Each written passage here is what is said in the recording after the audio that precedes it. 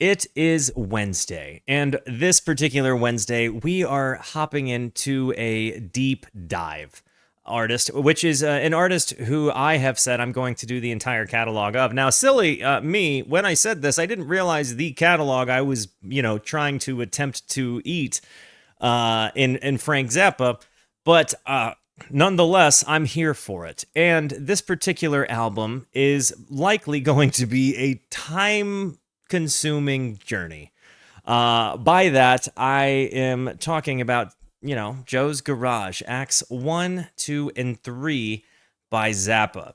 I'm not going to lie, this is an intimidating album to get into, particularly because the aggressive, just confidence exuding from Mr. Zappa's face here. I'm led to understand that this is a greasy face. I see a mop right here, but this is a gnarly album cover. Like, just lyric. It's like got a Mona Lisa quality to it. You know what I mean? Like, he's looking at you no matter where you are in the room.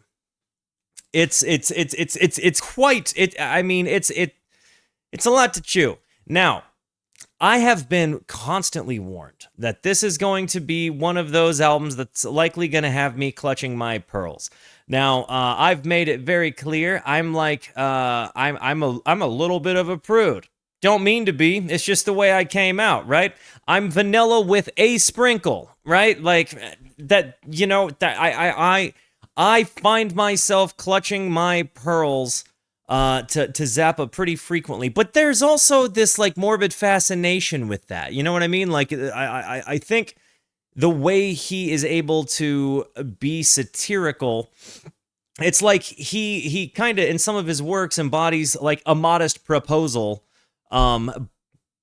with modern context, and it's kind of scary how timeless some of his satirical jabs have been.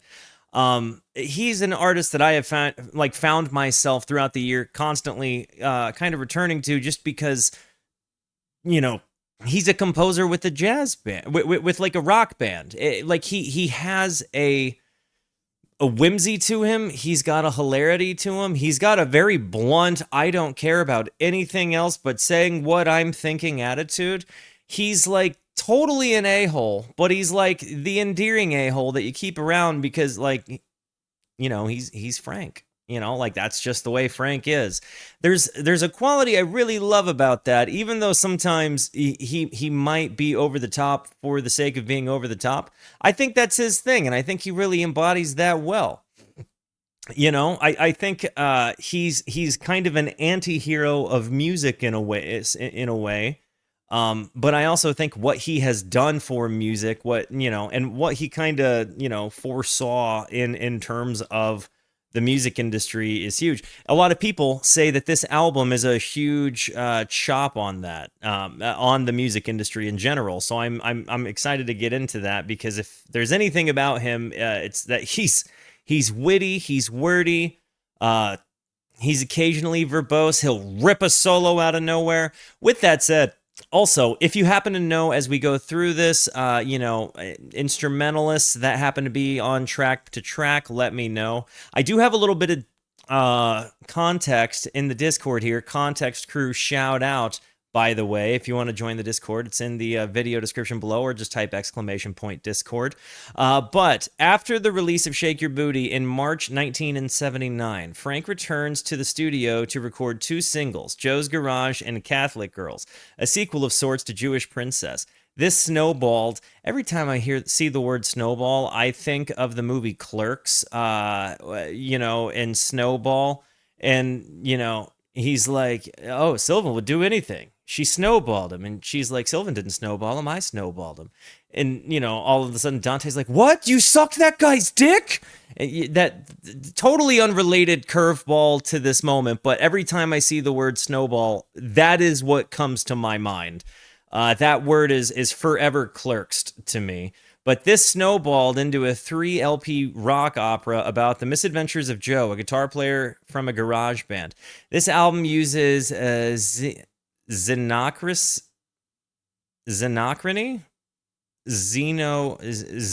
I'm going to say, Zappa's technique of taking one recorded part and dropping it into a completely different one. Almost every guitar solo on this album is a live improvisation placed over a studio backing track. Joe's Garage has a lot of crude humor, like Shake Your Booty, but it is more thematically focused and political. Rolling Stone's 1980 review calls it Frank Zappa's Apocalypse Now. Holy cats, really? In a row? If you know, you know. You guys get it. You guys get it. Okay, guys, I think we have enough context now hopping into this. You got to let me know. This is a music discovery stream, so sorry, I lit an incense and she's a little potent. She's a little like too much, and she's in the bathroom. So yeah, that's why I'm like catching my breath there. But you got to let me know. Have you heard this album before? Are you familiar, or are you raw dogging a first listen with me? And let me know, have you heard Frank Zappa in general? Because if you haven't, I imagine this might be an overwhelming way to be introduced. But I'm going to hit the play button. Before I do, it's very important to me that you know that you are awesome, that you are valuable, that you are important, that you matter, that you are deserving of love, and that I am abundantly grateful for even a moment of your time. If you like what you see, feel free to hit the like and the subscribe button. It goes a long way to help me out. If you really like what you see, leave a comment. I would love to hear from you, or join us on Kick or Twitch. I stream every Monday, Tuesday, and Wednesday at 8:30 p.m. Arizona time, and every other Wednesday in the daytime, doing longer streams and albums that take an hour and 55 minutes to just listen to, not to mention the commentary. Holy cats, right? But anyways, come hang out with us. Come discover music with us. These people over here are the best people, and I know I speak for all of us when I say we would absolutely love to have you by. Guys, without further ado, Joe's Garage, Acts 1, 2, and 3, Frank Zappa, starting off on Volume 1 with the Central Scrutinizer. And is this a double album? If so, can you guys identify side A, B, C, D, etc.? Please and thank you. Here we go. The Central Scrutinizer. Triple album. Oh, lordy. This is the Central Scrutinizer. It is my responsibility to enforce all the laws that haven't been passed yet. Oh. It is also my responsibility to alert each and every one of you to the potential consequences That slap bass. of various ordinary everyday activities you might be performing, which could eventually lead to the death penalty. That big crescendo, you've got this like 12-bar blues funk thing happening behind it, which is a very interesting and fun blend. You know, you've got this like really powerful slap bass. Again, I think funk and blues is a very good way to say it. But then you've also got this kind of like Big Brother-esque voice coming through. The idea, it is my responsibility to alert each and every one of you to the potential consequences of various ordinary everyday activities you might be performing, which could eventually lead to the death penalty. Like, it is my responsibility to enforce all the laws that haven't been passed yet. It almost feels like it's commenting on a social structure. Like, in my brain, in the modern times, it makes me think of like cancel culture, like things that people do that get them like ousted, you know. But in this context, I don't know. It just feels like this kind of ominous Big Brother saying he's gonna get you no matter what. And again, everyday activities eventually leading to the death penalty. Like, it definitely feels like, yeah, you know, some sort of like Orwellian government sort of thing. Protect your parents' credit rating. Our criminal institutions are full of little creeps like you who do wrong. Everybody W for Scoodle Dump, because we love him. Many of them were driven to these crimes by a horrible force. Music. It's like he's saying, like, it's like he's satirically saying, like, oh, music music is what is making the kids do this. Kind of like there was a period of time where parents said video games made kids like shoot schools. Whatever the case, it feels like it's the same kind of concept here. Like they're blaming wrongdoing on something. Like they're scapegoating a real problem for something that you can just pin blame on. This is a rock opera about how music is bad. Okay. Yeah, okay. I can get behind this. And wow. But even like things like to affect your parents' credit rating, our criminal institutions are full of little creeps like you who do wrong things, and many of them were driven to these crimes by a horrible force called music. Immediately painting like a hyperbolic dystopian society of like what happens if it went too far right. Ruth!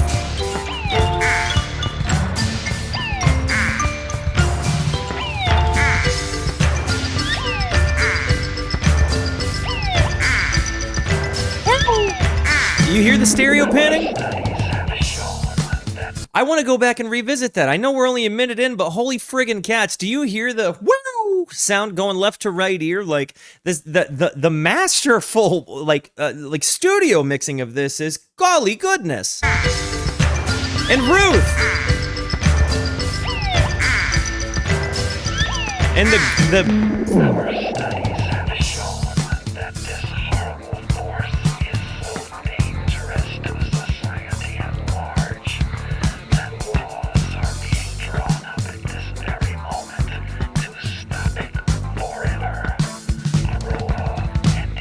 that drum run. Are being carefully described in tiny paragraphs so they won't conflict with the Constitution, which itself is being modified in order to accommodate the future. You hear the riff behind it? Bring you now a special presentation to show what can happen to you if you choose a career in music. Show me. The shakers are panning left to right ear.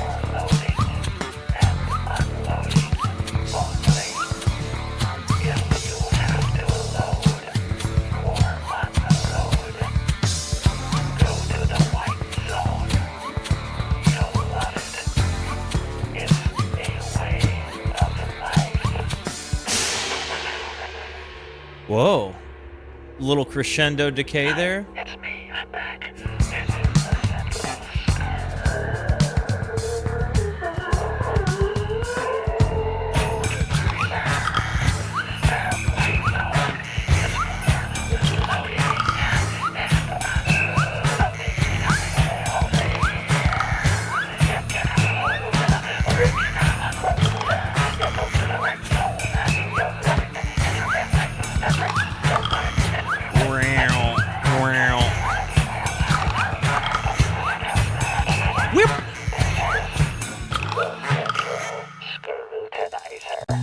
This reminded me a little bit of a song from Herbie Hancock that I've heard called Watermelon Man.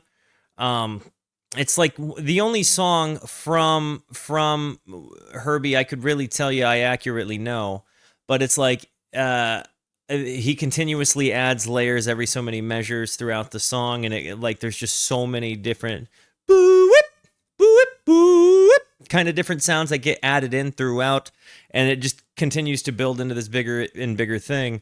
But not in the way it's delivered, because that's just an instrumental, and this is like clearly like a Looney Tune Orwellian dystopia, like immediately presented, kind of hilariously. Honestly, I really, what a way to enter in. You know what I mean? Fantastic way to start it off. Gosh. All right, Joe's my grandfather would have said garage, but I'm gonna say Joe's garage. Do you have a grandfather or somebody in your life that you know that says garage? Because it always stuck out to me. We take you now to a garage in the outer park. You hear this, the harmonica? It wasn't very large. There was just enough room to cram the drums in the corner over by the Dodge. It was a 54 with a mashed up door and a cheesy little amp. With a sign on the front said Fender Champ and a second-hand guitar. It was a Stratocaster with a whammy bar.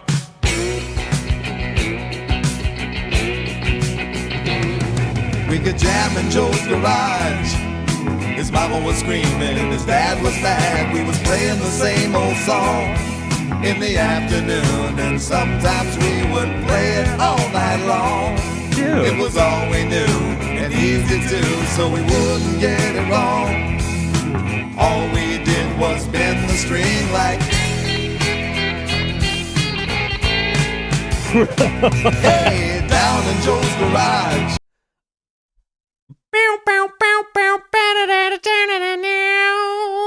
That was amazing. I really liked that. This is such an unassuming, like, out of nowhere banger. Who's the other singer that's singing with FZ there? This is super cool. String like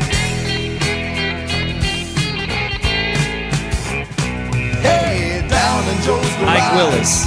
We didn't have no dope or LSD, but a couple of quarts of beer would fix it so the intonation would not offend your ear. And the same old chords going over and over became a symphony. We could play it again and again and again. 'Cause So they just got drunk in the story and just continued to play badly, but the more drunk they got, the better they sounded, so they just continued to play. Give me a moment. Clarky's got to go out. W's for my doggy.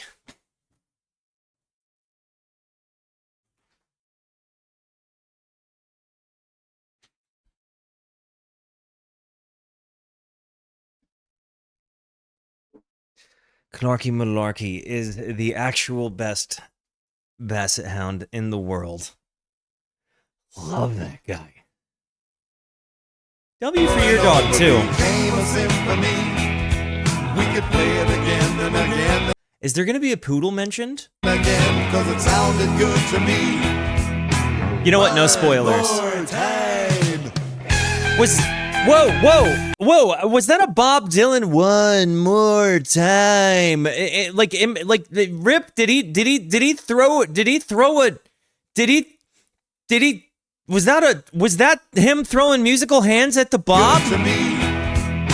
One more time. I love We could that. jam in Joe's garage. His mama was screaming, turn it down. We was playing the same old song in the afternoon, and sometimes we would play it all night long. I knew he did It was it. all we knew and easy too, so we wouldn't get it wrong. Even if we played it on the saxophone.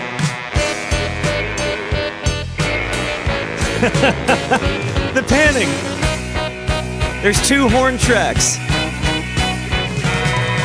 We thought we was Okay, I actually want to replay the horn bit again, but I knew he had done a Bob chop in Shake Your Booty, right? But it's when he does it, it's so immediately like you know exactly who it is, you know? Like it's one of those hilarious things. And I think you kind of see this trend in a lot of different musicians like doing their own version of Bob and like letting you know that they are impersonating Bob, because I think so many people have that voice in their head, you know what I mean? For whatever reason, maybe it's just like he's got every man's voice and yet no man's voice because he's Bob. But can anybody give me a brief summary on like the relationship between Zappa and Bob Dylan? Like, tell me anything you know about it. Like, Was it mutual respect? Was it like animosity? Give me what you know. On the saxophone.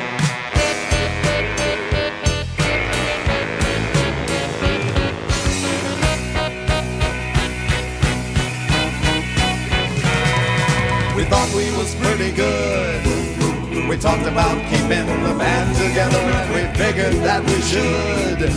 Cause about this time we was getting the eye from the girls in the neighborhood. They'd all come over and dance around like.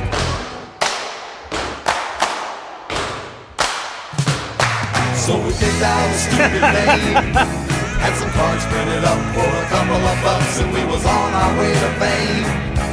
Got matching suits and Beatle boots and a sign on the back of the car, and we was ready to work in a go-go bar. 1, 2, 3, 4. Let's see if you've got Total right, like hard left turn. And then we're surf rocking People seem to like our song. and back. And we're They got back. up and danced and made a lot of noise, and it wasn't for very long. A guy from a company we can't name said we ought to take his pen and sign on the line for a real good time, but he didn't tell us when. These good times would be something that was really happening. So the band broke up, and it looks like we will never play again. Guess you only get one chance in life to play a song that goes like. You hear the intentional dissonance there? Turn it down! Very thematic, dude.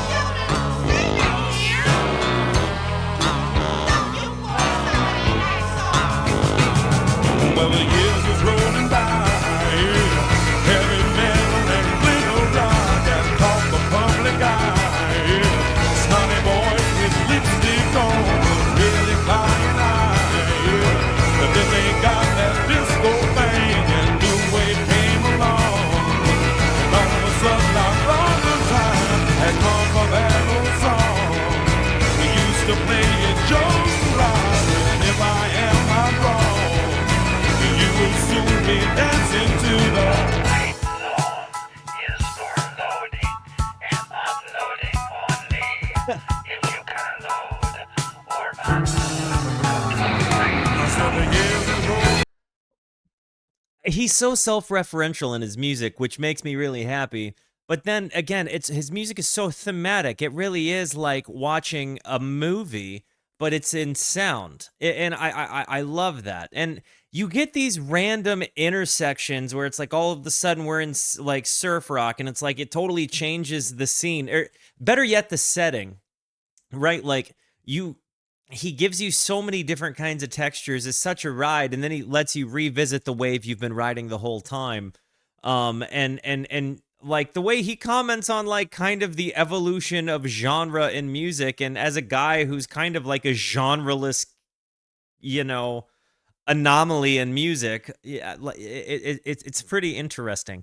And somebody asked me yesterday on yesterday's stream what my favorite genre of music is, and while I said like my first favorite was like indie rock, doing this stream and like going on these musical adventures with people has really shifted my view of like what my favorite music is, because I've got so much broader a sample size, and I've considered so many other concepts. I've had, so huge an opportunity to learn about music from like our conversation with both the chat and with the YouTube comments, like, people that are very versed in music, and with me being a self-taught musician, I get to learn so much, and it's like it's certainly sharpened me as a musician. But like artists like Frank Zappa and Bob Dylan, both of them break the concept of genre and really just present music as art.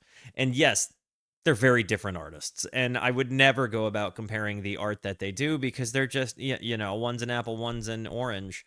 Or I don't know. I think it's artists like Zappa that make me think I cannot necessarily invest any more idealism into genre, other than as a way to kind of categorically explain what a person might be getting into for a song or an album. Like besides that though, I don't.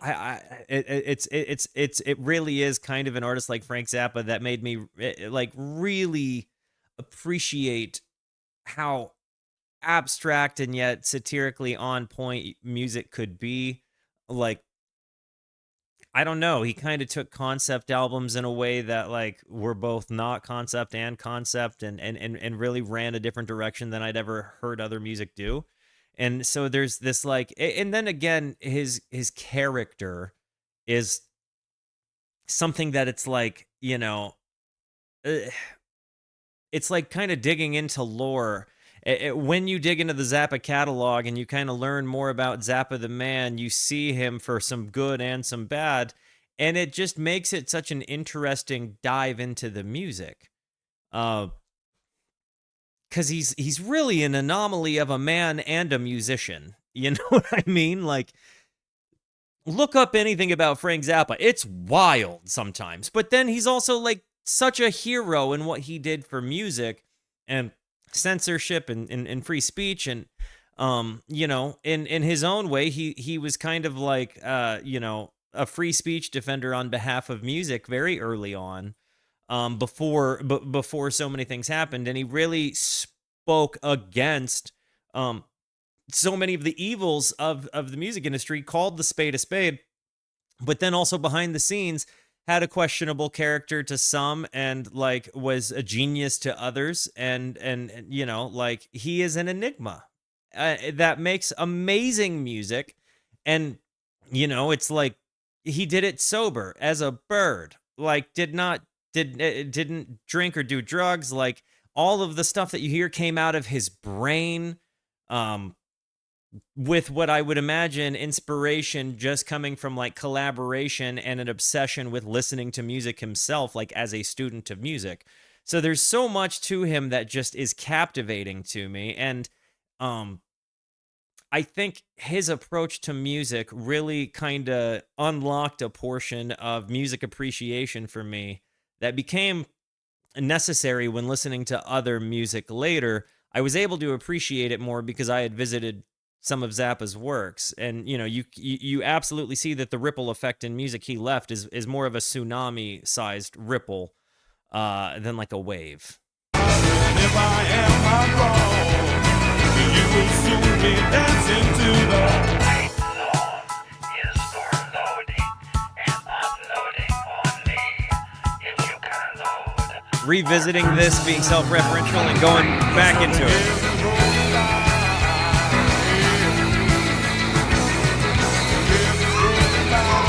What is up, Bunk? Welcome to the Brewskis.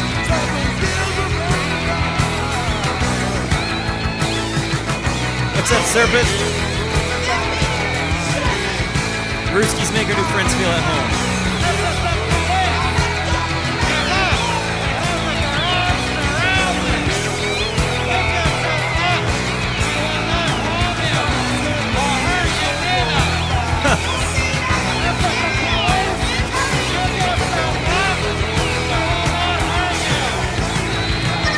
They're just going down like heroes, playing the music, man.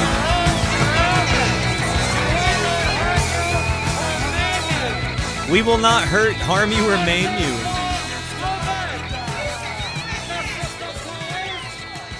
this is the Central Gosh. Scrutinizer. Oh my gosh. It occurs to me that we just came back into this. Like, this is the dangers of music. Is like these guys are just getting drunk, playing the same song on repeat over and over and over, like through the years, and just like going down swinging, like with the music, man. Like, it's kind of fantastic. Yep, Geese later for sure. And then we get back to the Central Scrutinizer. Oh, That was Joe's first confrontation with the law. Now That was the first time Joe got in trouble. Okay. Gave him a donut Oh. and told him to stick closer to church-oriented social activities. Oh, I'm based on the fact that this came out in 1979. I am sure that the church had something to say about the evils of Frank Zappa, huh? Catholic girls. I've heard the lore of this. Listen to the slap bass. And the drum panning. Catholic girls, With a tiny little mustache. Catholic girls, Do you know how they go? Catholic girls, In the rectory basement, paparazzis of everybody. Don't bother Mary. Catholic girls. Whoa. Our man just comes out swinging at our homies, the Catholics. Like, just comes out swinging. Like, calling the priest gay and saying it doesn't bother Mary, who I'm only guessing he's referring to Mother Mary. And yeah, it makes sense that it's a follow-up. With a tiny little mustache. Catholic girls, But listen to the bass. It makes it okay. Catholic girls, In the rectory basement, paparazzis of everybody. Don't bother Mary. Catholic girls, Catholic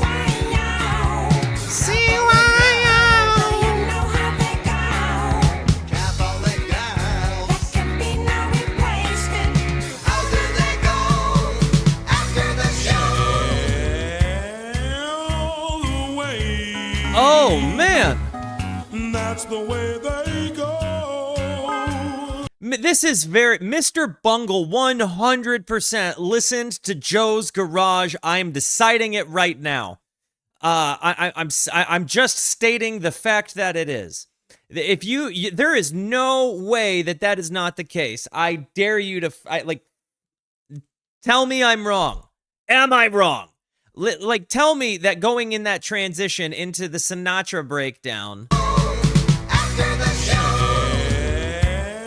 All the way. Like the lounge music thing, big That's band. the way they go. Is this Ike again? Every day. And none of them mamas ever seem to know. Hip, hip, hooray. Amazing voice. For all the class they show. There's nothing like a Catholic girl at the CYO. when The little they're diminished dancing walk down. low. they're learning to flow. All the Catholic boys, Wow. Warren Cucurulo. Catholic boys, Kinda young, kinda wild. Catholic boys. Vinny Colaiuta. Say what they know, did they all take the vow? Bro. Uni, this is the South Park of music, as best I can put it. Vinny Colaiuta. Say what they know, did It is very thematic.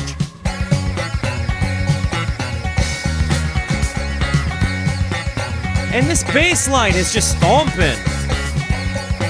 And what am I hearing? And what instrument is this?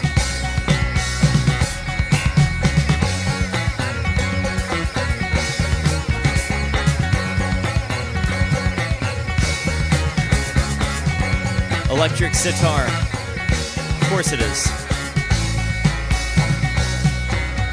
Catholic girls, And we're back. Catholic girls. Kind of feels like it chops a little bit at the new wave, doesn't it? 9 plus 9 plus 7 plus 7 over 8. Woof.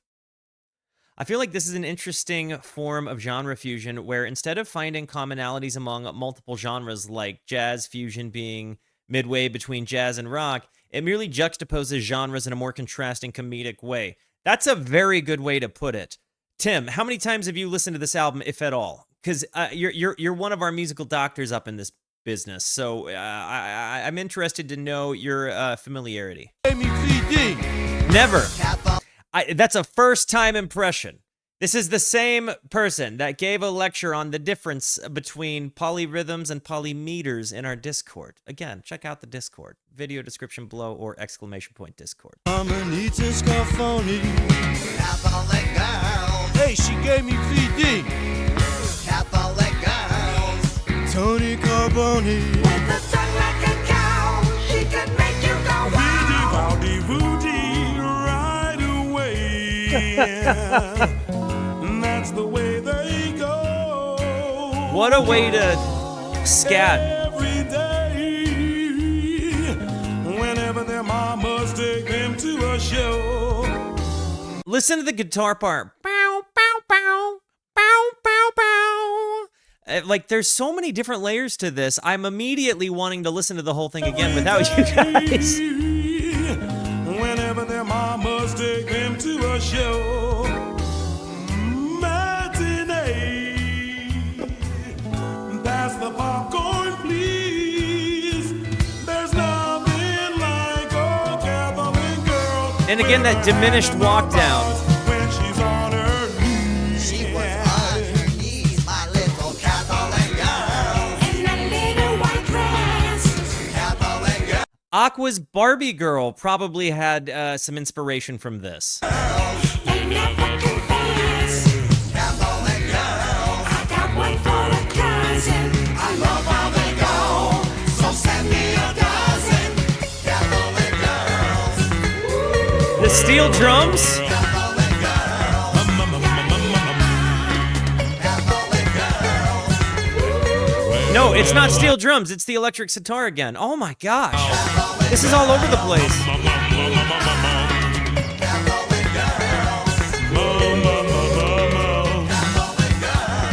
The Jewish princess melody. Oh my gosh.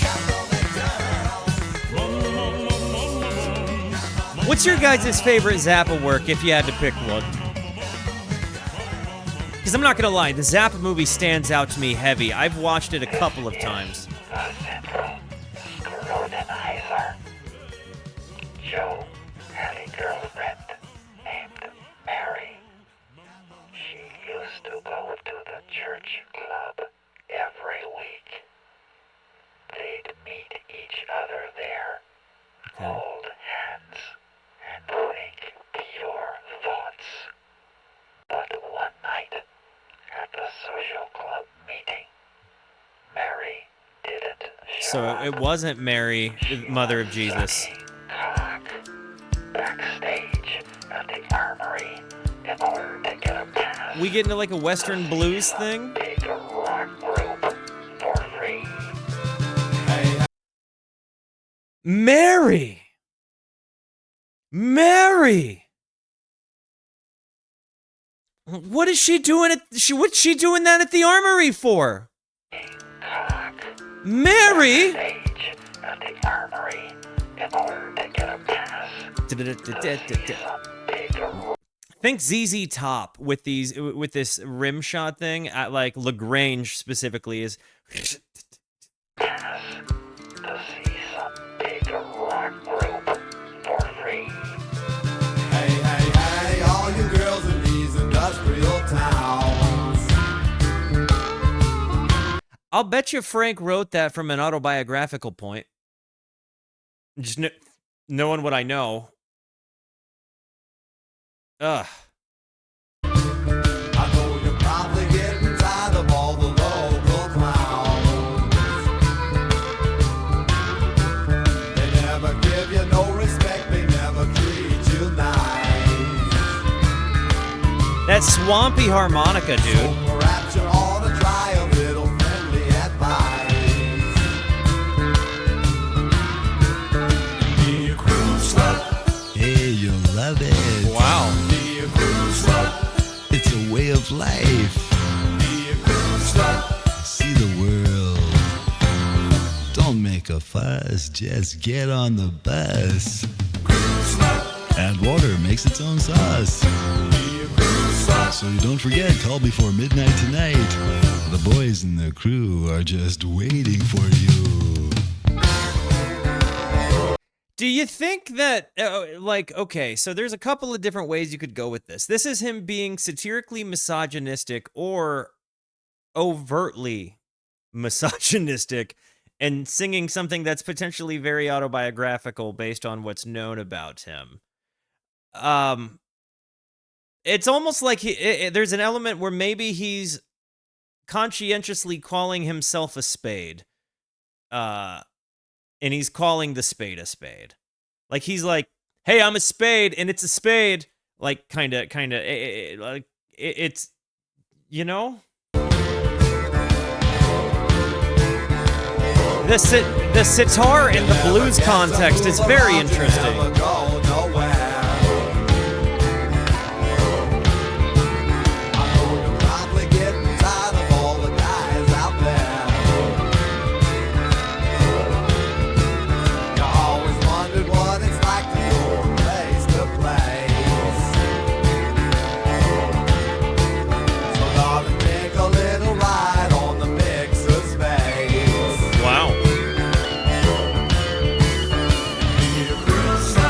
Follow the magic footprints. Hey, you'll love it. It's a way of life. I ain't gonna squash it, and you don't need to wash it. Okay. Hey, I'll buy you a pizza. Of course, I'll introduce you to Warren. The boys in the crew are only waiting for you.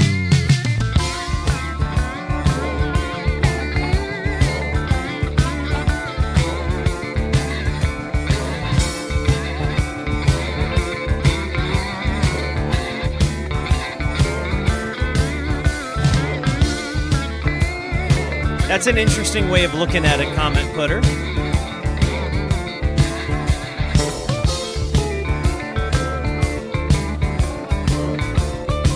I love this solo.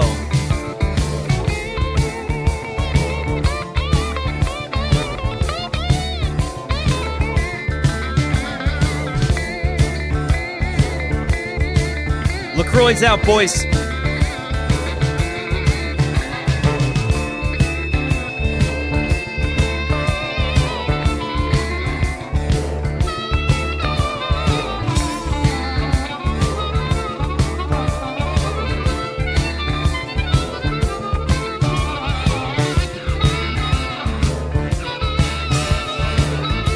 In fairness, I don't think Zappa had much respect for anybody. I don't think that there is, like, other than maybe really profound musicians, I don't know that he had a lot of respect for anybody or consideration of other interests than his own and the progression of the freedom of making music and art. But I think even then that was in a way like him fighting for the principles he did have, which he held to very sternly. But I also think he kind of embodied both sides of the yin and the yang, if that makes any sense. No matter what you see people say about him, it's always a mixed bag of reviews, you know? But it's like, I don't think that, I feel like, I don't know. There are certainly many different ways. I don't think he was a misogynist in that he hated women. Okay, I think in a time period that he was in, he was just brass and like very full of himself. But I also think that most people would identify him as like more or less a nice man, if maybe not always the most trustworthy or like, willing to pay. I think that they would say he was a genius and, like, conventionally speaking, fun to work with, but maybe a little bit hyper focused or whatever. I think this is just digging into the enigma that he is, though. I think this song is maybe him identifying himself as an enigma. And again, just painting a picture of himself, making it like a generalized caricature, but then also kind of focusing on the needle in other people's eyes instead of the plank in his own. But maybe even conscientiously doing that. Like, he really, I don't know what to think of him, and I think that's part of maybe the conversation that's intended to be had.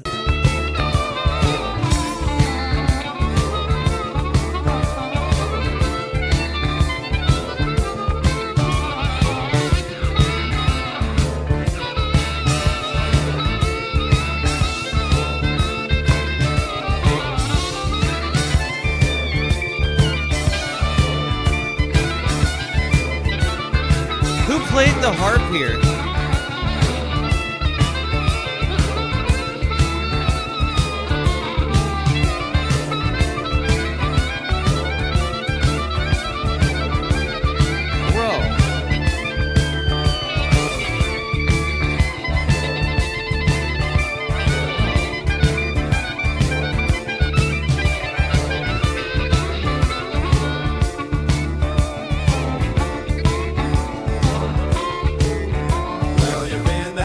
That was one of the nastiest harmonica solos I've ever heard. That was so, and by the way, if you're a harmonica player, can you tell me how to get that swampy sound? Like, is it, you put a little bit of gain and reverb into it? Like, how do I get, like, I've been playing the harmonica for a while, like self-taught, and I feel like I'm getting pretty decent, but I always come out sounding more like Neil Young than that kind of swampy down south thing. And I have like nice Hohner harmonicas, but I can't quite figure out how to get it to sound like that. You know. Anyways, if you could advise me, and my dog is barking. Give me a moment.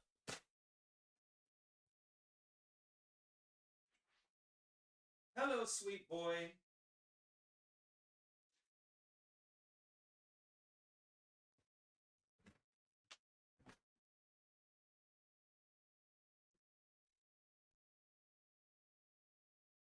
Because, like, I can bend my notes with the harmonica. I cannot get it to sound swampy and, like,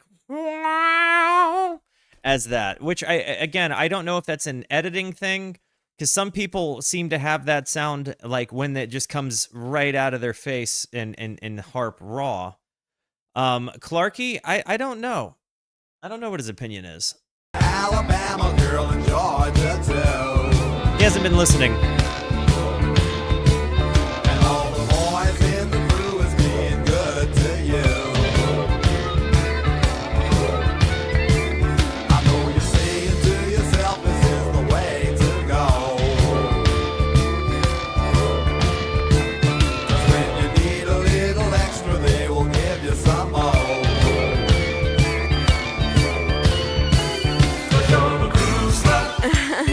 I'm into leather That's good. A lot of the boys in the crew love leather.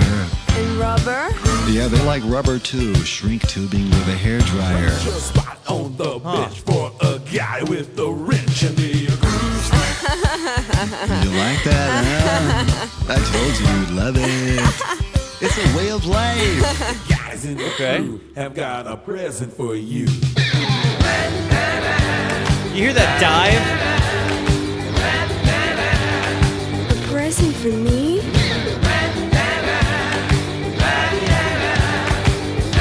I love that guitar We got a tone. present for you.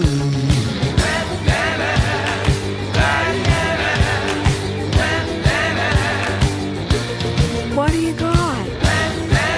What are you gonna give me? It looks just like a Telefunken U-47. Huh? Huh? You'll love it. With leather?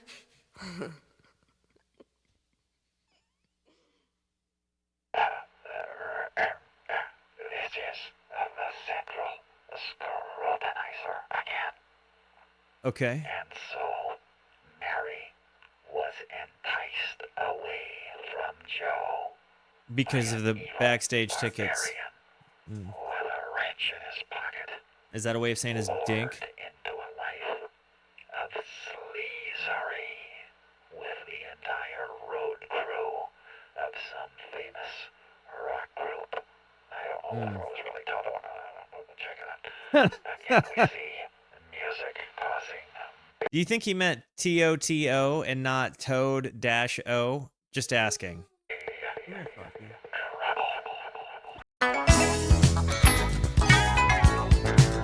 What a... all of the sudden, it sounds like Masayoshi Takanaka. Like, out of nowhere, we get Fembot in a wet t-shirt as the next song. What is a legally distinct version of Toto? Got it. Yeah, Fembot, not Femboy. But that transition is so abrupt. It's really Toto. Check it out. Again, we see music causing trouble. Out of nowhere.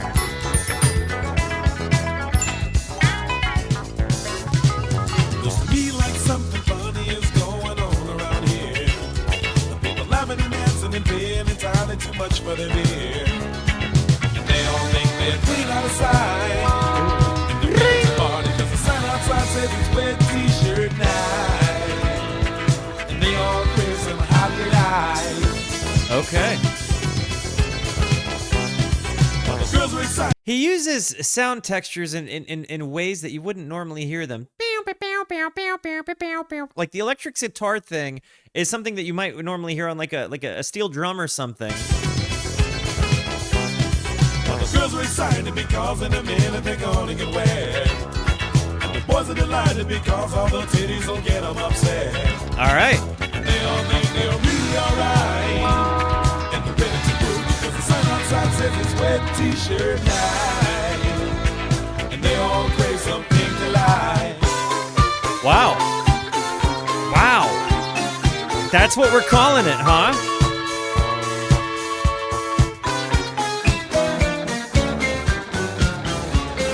The chaos here.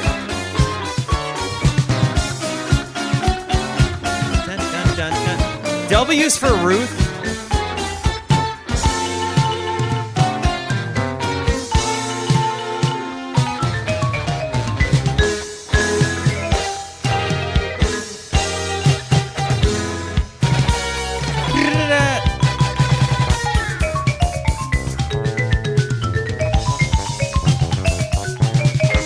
No Ruth? When the water gets on them, then That wasn't Ruth? Ruth isn't in this one? That was all over the place. That was a really awesome transition. Okay, so W's for Ed Man, because it was dope. It was dope. Forgive my ignorance. I'm stupid. The transition. And also, Pink Delight. Are we talking about the precious dark skin because it's a wet t-shirt contest? Or are we talking about like getting it in and like the pink of the depths? when the water gets on them, the natives get rigid and look pretty bold. It's a common reaction that makes an attraction whenever it's cold. And all the fellas, they wish they could buy The strings. the nuggets, the local girls are showing off tonight. You know, I think it serves them right. You know, I think it serves them right. You know, I think it serves them right. You know, I think it serves them right. And it's wet t-shirt time again. I know you want someone to show you some too.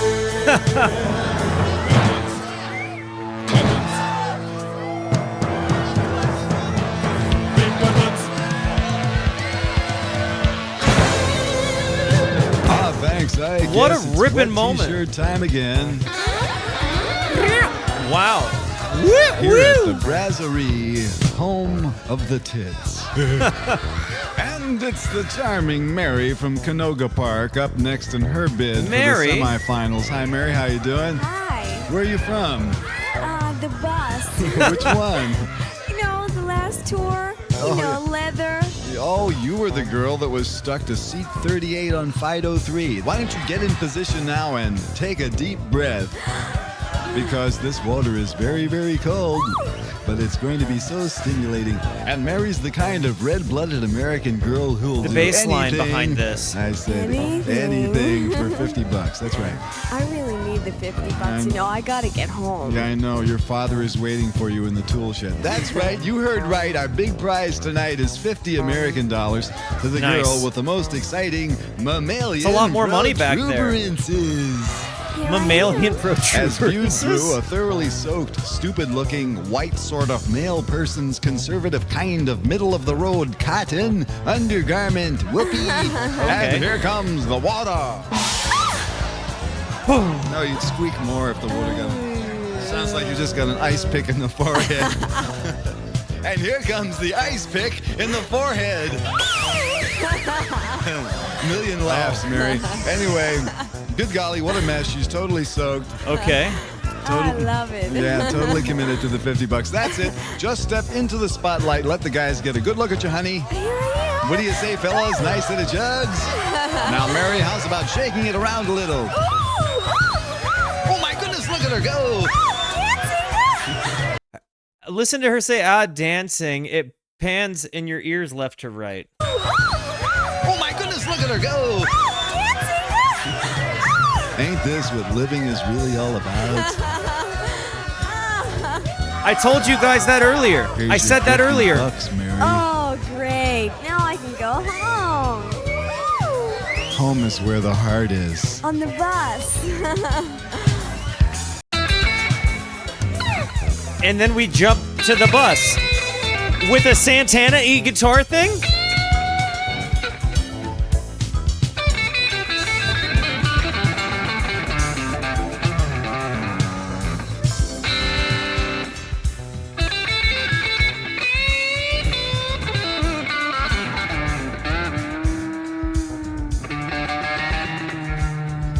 Bro.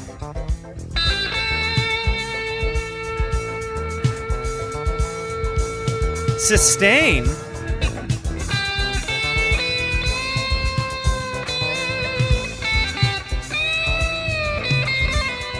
That subtle delay and reverb he's got.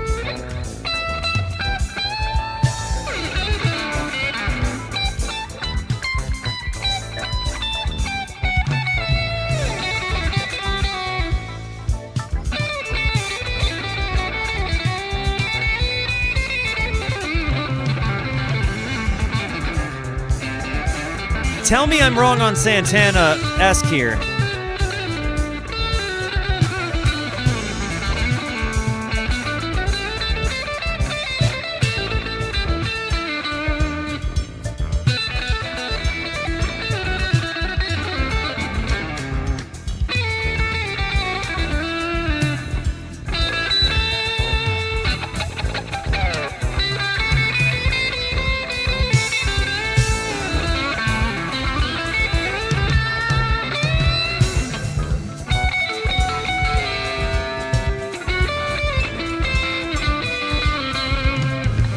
His guitar work is so nice.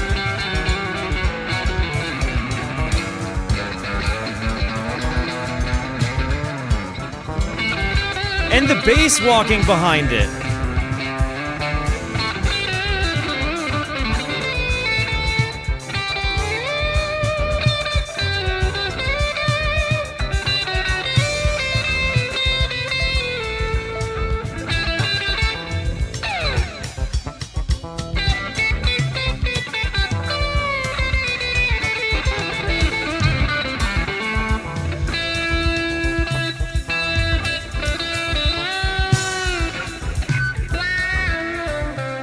And then there's the wah pedal.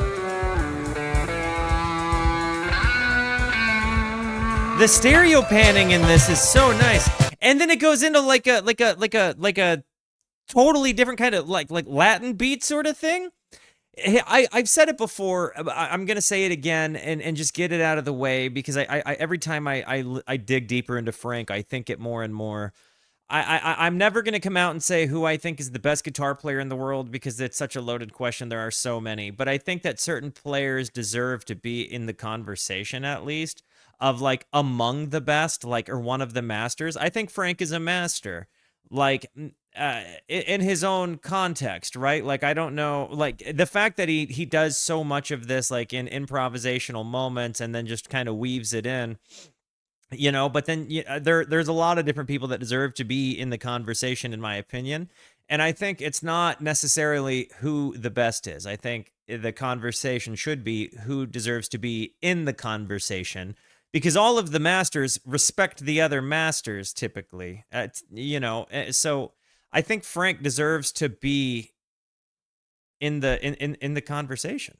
Everything I hear of his, and the way he does the layering and then taking moments from live shows and putting them into studio tracks, like, it's just so cool to me. Like, he really is kind of a guy that just liked, finding ways to utilize his own work. And like, if he had a good solo and he was proud of it in a live moment, he's like, you know what? I think I can put that on an album. And I love that he had those recordings just kept for himself.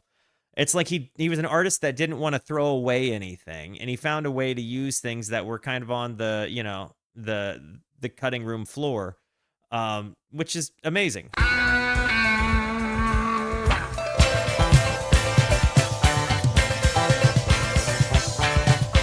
maybe it's like more of an Afrobeat kind of thing.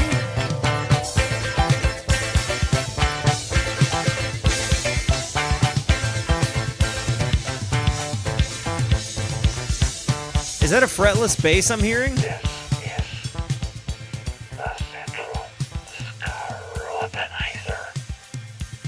Meanwhile, Joe hears about Mary's naughty exploits. He falls in with a vast crowd and gets seduced by a girl who works at the Jack in the Box. Uh-oh. Named Lucille, who gives him an unpronounceable disease. Ooh.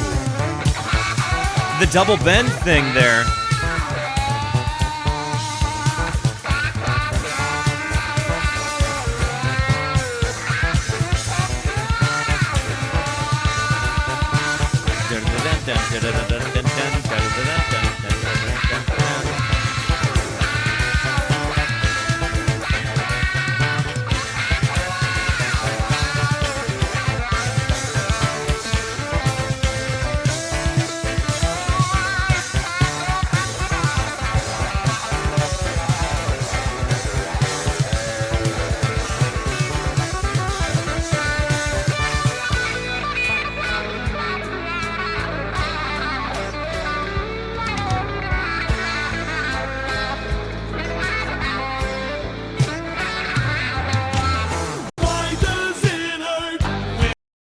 This honestly, this album is kind of hitting me in a way that's more like along the road.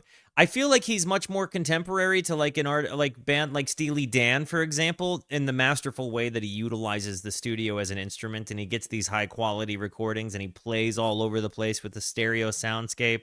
I feel like Steely Dan and Frank Zappa perhaps had similar approaches to the way they approached their recording processes and mixing and mastering of the albums, because they're and like the way that they're both kind of satirical, the way that they're kind of boisterous and being douchebags, but also very friendly and nice guys with most of the music industry.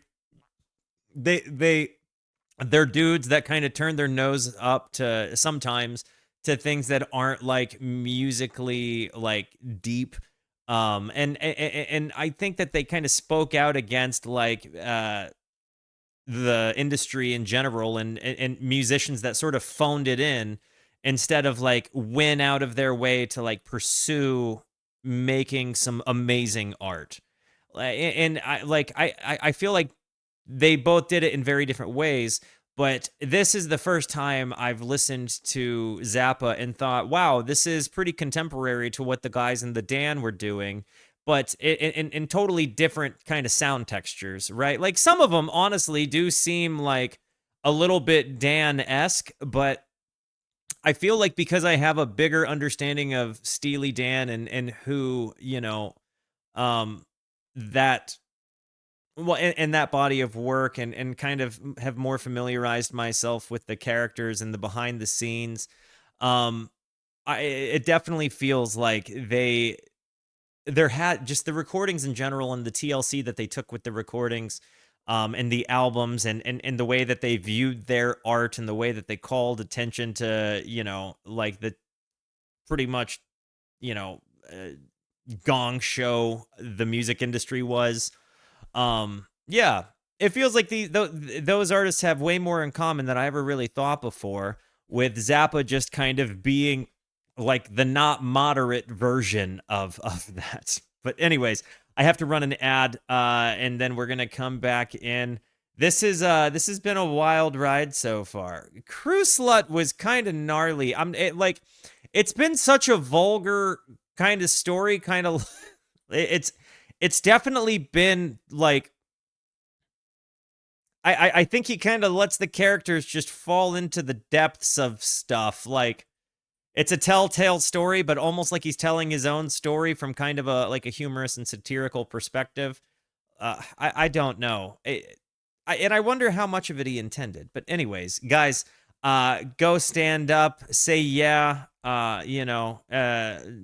stand up, say hey yeah, for whatever, 3 minutes. I'll see you in a bit.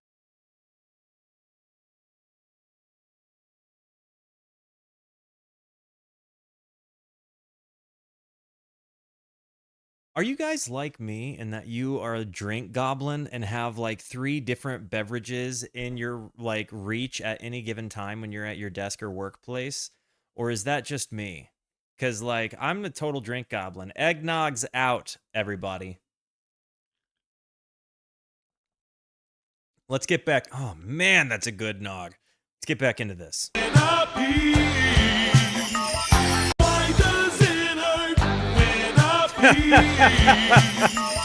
Why does it hurt when I pee?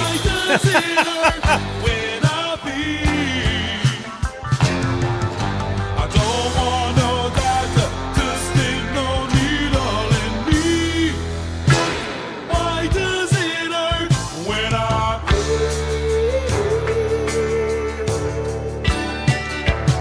don't want a doctor. I don't want a doctor to stick a needle in me, is what he said, not stick that Utah in me. But it's like, I think he's talking about like he's got the clap and he doesn't want to get a penicillin shot. I think that's what it is. Falsetto, baby. I got it from the toilet seat. Yes. Or gonorrhea. It jumped right up and grabbed my meat. Got it from the toilet seat.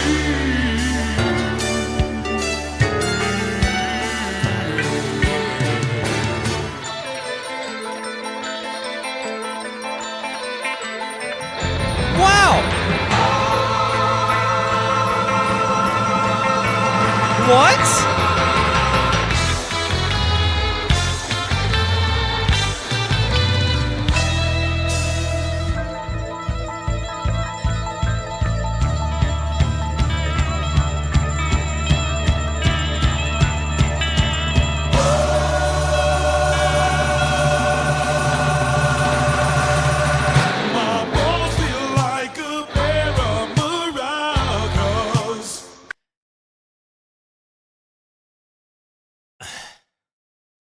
So I'm very thankful that I've lived an incredibly modest life, and I've never had to deal with things hurting when I pee, other than I ran cross country and track in high school and college, and I got kidney stones because, I grew up drinking whole milk. I'm still a whole milk drinker. I just drink a lot less whole milk now than when I used to. But I was running like 100 miles a week in that time period of my life, and drinking a lot of whole milk. And probably eaten more cheese than I should have, but who cares? But anyway, I dealt with kidney stones for a while there in my like late teens and early 20s, and I got to tell you that I in that context I know what it's like to hurt when I pee. not from like an STD, but from like a kidney stone. And I gotta tell you, those suck so bad. And yeah, it's not fun passing them. Thankfully, I've like been much more conscientious about like my hydration and my diet. And yeah, kidney stones are absolutely terrible. Not a good time. Since I stopped drinking, I haven't had one, incidentally, neither here nor there, but I also think it's really happy. I think it's real happy that he called it his meat. I feel like he's in a little bit of denial saying he got it from a toilet seat, though, unless he's referring to a person as a toilet seat, in which case that's kind of horrible. But I don't know. I mean, nobody wants their balls to feel like a pair of maracas. So, like, F's in the chat for Ike. A pair of maracas. My balls feel like a pair of maracas. Oh God! Also, this feels like early days Motley Crue, or like early phases of of metal, like I don't know, like slower Metallica, or like it's weird. Like, this is a genre, like a version of him, a sound texture I haven't necessarily heard Frank make before. So it's really got me kind of laughing. It's like a ballad about an STD. Pair of maracas. Oh God, I probably got no cacacacus. Oh, the Gano Kakakakis. What a metal way to say this. And those huge drums. And then we get a little Broadway with it.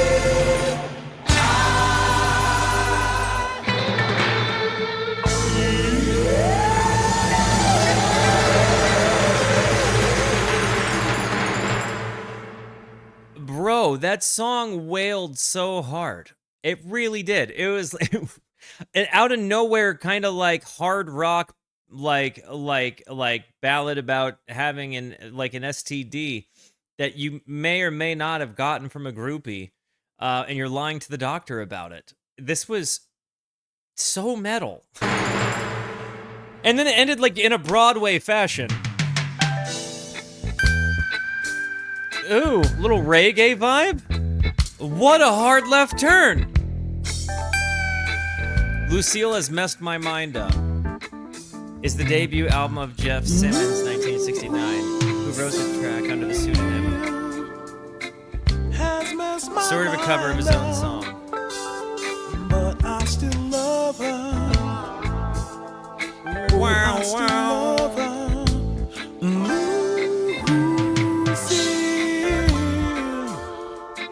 Has messed my mind up. But I still You get like an R&B kind of vibe too, though. know I need her. Like a reggae R&B sort of vibe. What you trying to do to me, Lucille? Wow, wow. What you trying to do to me? I loved that. Lucille. What you trying to do to me, Lucille? You got me The guitar tone. going out of my mind. The guitar tone there, wow, there's like a warble, which I think might be coming from a combination of like tape warble and like his whammy bar. It's such an interesting sound. And like, bow, bow, bow, wow. Like in the rake chord he does after that little walk. It's such a cool sound, such a vibe check for the song. Going out of my mind. Lucille has torn my heart out, but I still love her. I really love her. Lucille.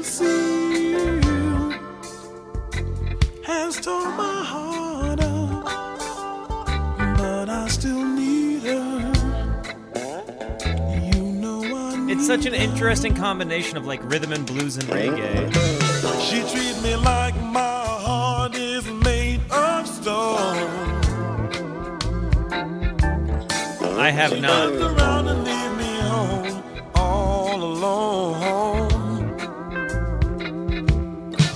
She doesn't answer when I call her on the phone. The lo-fi approach to this is so Messed up my nice. mind. I'm crying all of the time. Lucille has messed my mind up, but I still love her. This bass walk. Love her. Down, down. Lucille has torn my heart up, but I still need her.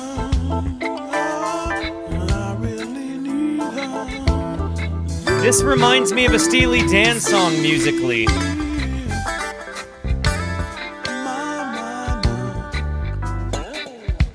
I love her. But with like the Frank Zappa out of phase pickup sound.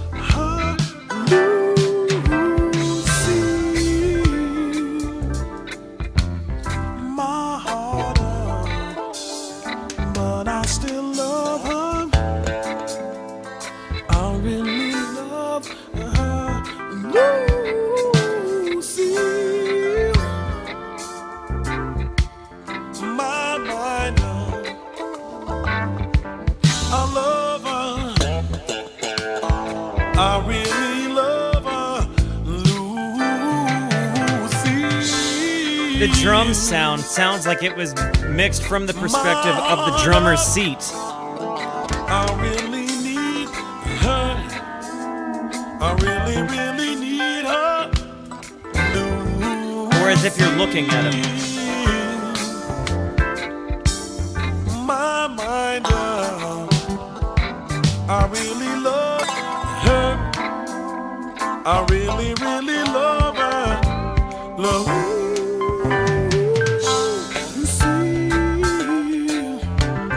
my heart up.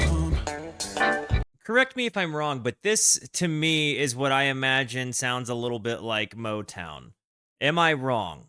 Because again, we've identified that Motown is very uncharted territory for me, and we're likely going to be planning a dive into Motown soon as well. But let me know, is this a Motown kind of sound? And you know, again, forgive my ignorance, but the way he's approaching this song, you know, is so soulful. Not the reggae beat. I'm talking. Okay, yeah, this is too reggae for Motown. Got it.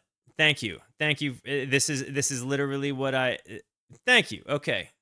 See, this is you guys educate me as we go. I appreciate it. My misconception has been corrected. Now, when you hear Ike sing this, it's got like that kind of soulful moment. It's almost like kind of a, I don't know, almost like a James Brown-esque interaction with the crowd, but it's like in an album context, and it's you know, kind of jammed out. Like there's such a cool dynamic here, and it's like the most straightforward album on the song, right? Song on the album is what I'm trying to say. It's the most straightforward song on the album that just kind of comes in, hits you, seems like it's just a song that you could hear on the radio somehow. But you know, it also is kind of hitting you from like, I think plenty of people can imagine their Lucille as well. So it's like kind of a reprieve from some of the gnarlier stuff we've heard earlier. Like, but then, you know, you get this like out of nowhere kind of rhythm and blues reggae song that's kind of sentimental and intimate. Yeah. I really love her. I really love her.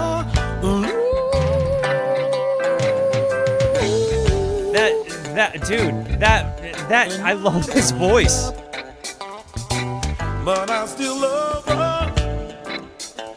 I really, really love her. Lucille. Next song is Act 2. I really need her. I really, really need her. Lucille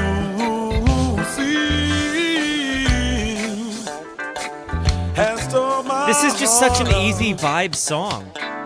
I really love Okay, got her.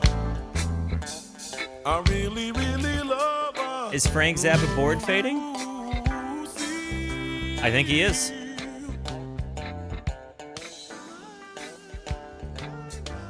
I don't know if it's that I'm hearing more and more and more music featuring board fades the deeper into catalogs I go, but I'm not going to lie. I'm not nearly as averted by the board fade as I used to be. Like, of course, I like when they have a concise ending, but sometimes it serves the purpose of the song, and sometimes it just doesn't necessarily matter. In this context, it's almost like, I think, kind of a fade to black moment of a scene.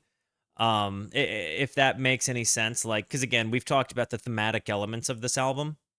I feel like maybe a board fade in this context is almost like, again, a fade to black moment, and then we come in. Some fades are for album side endings. Okay, cool. So thank you for that.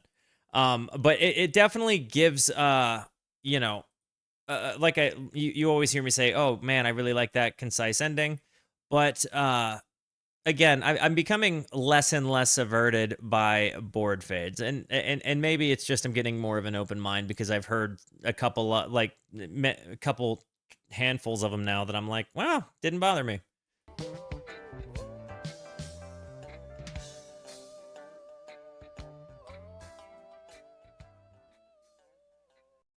This is the Central Scrutinizer. I like how we have him just showing us like propaganda, showing us. It's like an interesting, like, weird kind of dystopia where you have this like propagandist showing you the horrors of music, and it's like varying degrees of music with genres all over the place. And maybe that's the intention, is like he's wanting to show, have the Scrutinizer character show a wide range of music to show different avenues of the dangers. I don't know, like whether it's heartbreak or an STD or whatever it is. It's kind of cool that there's this like overarching narrator throughout that's like kind of Big Brother-esque. The Central Scrutinizer. Joe says Lucille has messed his mind up. Man, Mary and Lucille gave him the business. Was it the girl, or was it the music? As you can see, girls, music, disease, heartbreak, they all go together. In a way that like life exists, maybe. I don't know. I don't see that. Joe found out the hard way. Ironically, maybe that's the His point. troubles were just beginning. His mind was so messed up, he could hardly do nothing. Hardly do He was nothing. in a quandary, being devoured by the swirling cesspool of his own steaming desires. Okay. The guy was a wreck. So, what does he do? Breaks character for a Once moment. He does something smart. He goes out and pays a lot of money to L. Ron Hoover. Okay. He goes out and Huh? pays a lot of money. Are we L. Ron Hoover. are we making a satirical chop at L. Ron Hubbard? Appliantology? At the First Church of Appliantology. Appliantology. Welcome to the First Church of Appliantology. The one zone is for loading and unloading. Slap bass, baby. Jupiter 05. Wow.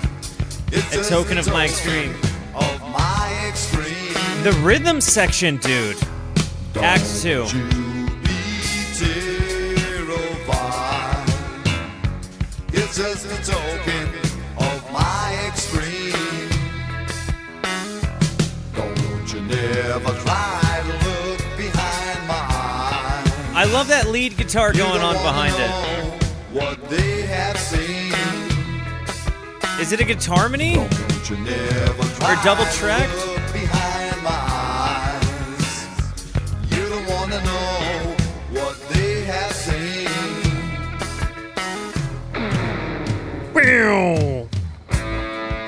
Some people think that if they go too far,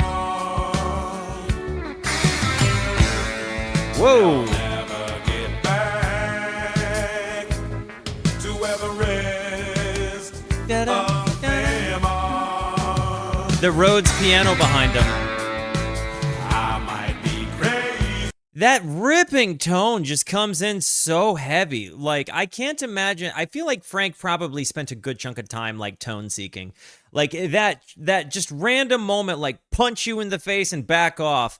But it's so much balls to the tone. Of them are. I might be crazy, but there's one thing I know. You might be surprised. Drums. Find out when you go home.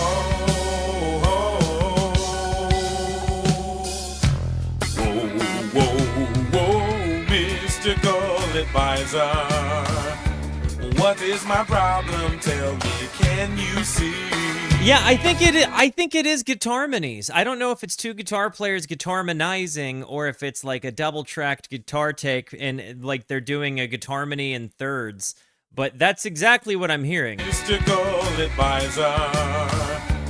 What is my problem? Tell me, can you see? Well, you have nothing to fear, my son. You are a latent appliance fetishist, it appears to me. That all seems very, very strange. I never craved a toaster or a color TV. Okay. A latent appliance fetishist is a person who refuses to admit to his or herself that sexual gratification can only be achieved through the use of machines. Oh, wow. Get the picture? Are you telling me I should come out of the closet now? Oh, man. Mr. Ron. No, my son. You must go into the closet. What? And you will have. Hey. A lot of fun. That's where they all live. So This if is you a want wild your client journey. to love you, you'll have to go in there and get you one. Well, that seems simple enough. Yes, but if you want a really good one, you'll have to learn a foreign language. German, for instance. That's right, a lot of really cute ones come from over there. $50 please. You've been modified. It's an illusion and you're in between. Don't you be terrified. It's just a lot of nothing, so what can it be? If you've been modified. I can't decide how much of this I'm taking seriously, like, because this is such a random, obscure, like, again, into the South Park connection, but this is so out of, like, left field. Like, I don't... what is... Stay in the closet, like, keep it, like, I don't... Huh?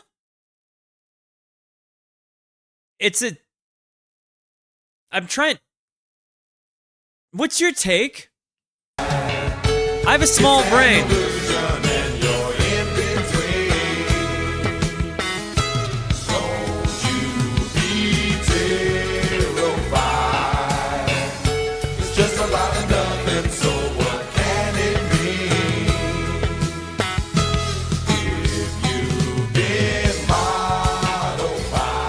Okay. It's an illusion and you're in between. This is the Central Scrutinizer. Drums getting nuts. Joe has just learned to speak German. Okay. Now, get this. Here's why he did it. He's gonna go to this club on the other side of town. It's called The Closet. Okay. Oh, And they okay. got these appliances in there that really go for a guy dressed up like a housewife who can speak German. You know what I mean? So, Joe's learned how to Sure. speak German. He goes into this place and he sees these little kitchen machineries dancing around with As each other. one does, yeah. And he sees this one that looks like it's a cross between an industrial vacuum cleaner and a chrome piggy bank with marital aids stuck all over its body. It's really exciting. And when he sees it, he bursts. He kind of laughed there and broke character.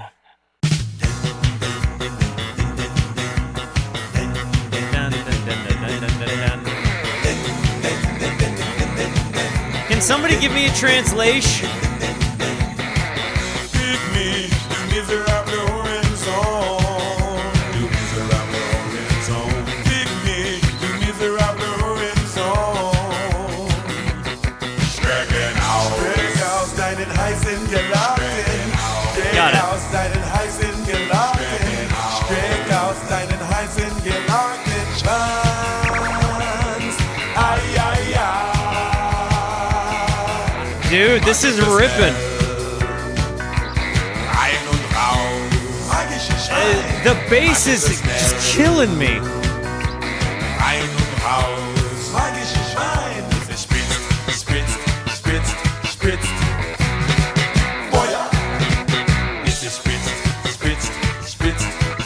So this is the song where Frank Zappa invented German music, huh? It's pretty cool.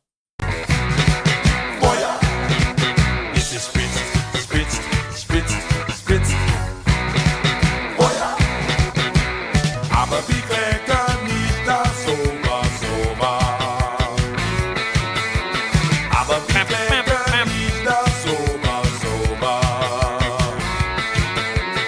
Aber wie Klecker nicht das Soba, Soba. Aber wie Klecker nicht das Soba, Soba. Pick me, I'm Blaine. I'm also programmed for conversational English. Oh, okay. May I have this dance? I got a better idea. Fuck me, you ugly son of a bitch. You ugly son of a bitch. Fuck me, you ugly son of a bitch. Stick it out. Stick out your hot curly wee. Stick out your hot curly wee. Stick out your hot curly weedy weedy. Don't any of you get any ideas? I'm not gonna do it. Weedy weedy weedy. Make it go fast. In and out. In and out. Magical pig. Make it go fast. In and out. In and out. Magical pig. Till it squirts, squirts, squirts, squirts. Fire. Till it squirts, squirts, squirts, squirts. Fire. Don't get no Kinda cheese new up wavy a on little that bit. soba, soba. Oh, okay. Don't get no cheese up on that soba, soba. Okay. Don't get no cheese up on that soba, soba. Don't get no cheese up on that soba, soba. What's a girl like you doing in a place like this? Uh-huh. Okay. I've got it. You're an Italian. What? You're Jewish. Love your nails. You must be a Libra. Your plays are mine. Your plays are mine. Your plays are mine. Your plays are mine. Your plays are mine. Your plays are mine. The pumping energy of this bass is amazing. See the grove. Feel the grove.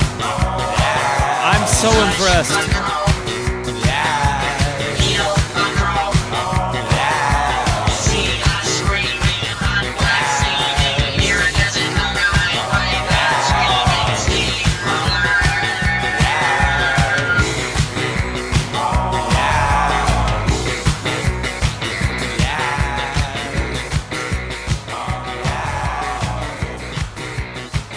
The Flo and Eddie era, got it.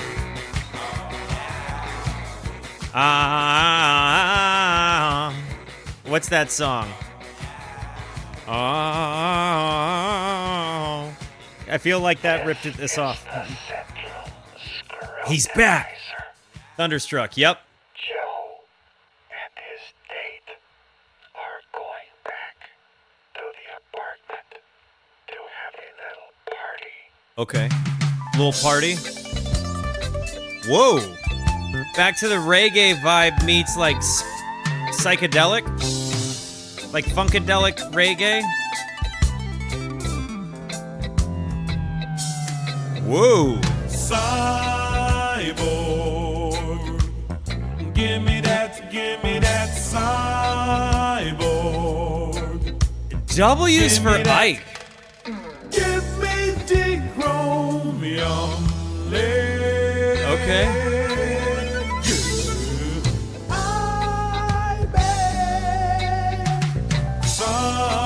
Cyborg. Give me that. The bass line is so nice as well. Cyborg. Give me that. Give me the chromium lead.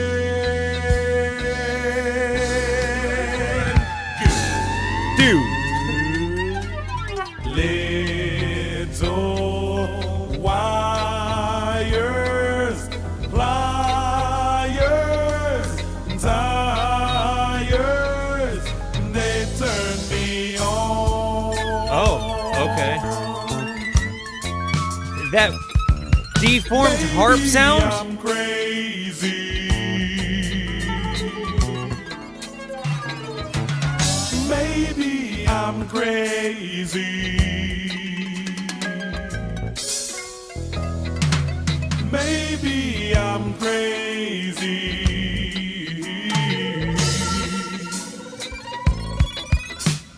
Mom. Okay.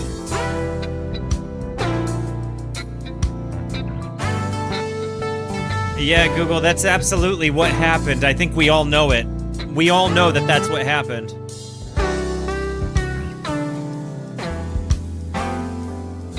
This is so many different textures. You know, it's crazy because I've listened to so many, like, this is the latest piece, I believe, of Frank's music I've heard so far. Like, this is, most of the other stuff I've heard was from way earlier, so it was like more jazz fusion-y kind of stuff. You know, it like or like the Roxy movie. So there is like a totally different amount of sounds that he is incorporating into this album that I've just not heard on any of the other albums before. So it's so interesting to hear what he does as he kind of evolves as a musician with other concepts or like in his brain at the time, other inspirations, other fusions of different things together to kind of create his own version of like thematic avant-garde music. Again, very much a composer with a rock band, but also in this case, kind of like they lean in, I think, more to like rhythm and blues and psychedelia sounds while also having like the Broadway-esque sort of storytelling vibe. And then the overarching, again, like reminder that this is like some sort of adventure that of us being like propagandized to about the dangers of music, and it's so satirical, but it feels like people in the time period when this came out would have like just used this as an excuse to say like he was an evil person because of the things he said, and kind of not looking through what he might have been saying between the lines, which is always like the problem that I think satire gets criticized for, is like some people really just don't understand what satire is, and so they just take it at face value and get offended.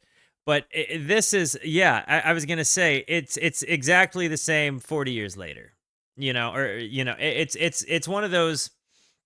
But again, seeing him evolve as a musician with different tools at his disposal, but yet the same brain making it, it's super cool.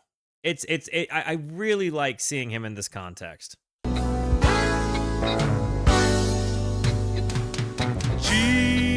G-side, and this is a real groovy apartment you got here.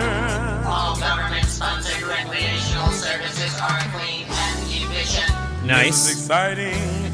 I never blew the tiny chrome-plated machine that looks like a magical pig with marital age stuck all over it, such as yourself before. You'll love it. It's a way of life. Wow. Does that mean maybe later you'll fluke me? If you wish, we may have a groovy orgy. Whoa. Just me and you. I share this apartment with a modified gay pop doll. He goes all the way. Ever tried oral sex with a miniature rubberized homo replica? No, not yet. Is this him? This is him. Your wish is his command. He likes you. He wants to kiss you always. Just tell him what you want. Really? Hi, little guy. Think I might get a tiny but exciting blow job. Give me that blow job. Give me that. Give me Dick Romium Cobb. Gay Bob.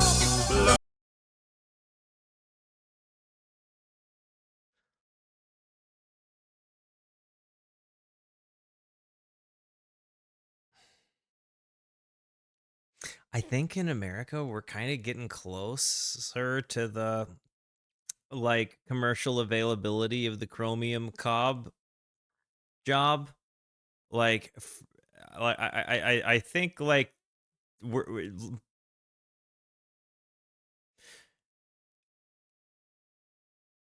this is dark foreshadowing, dude.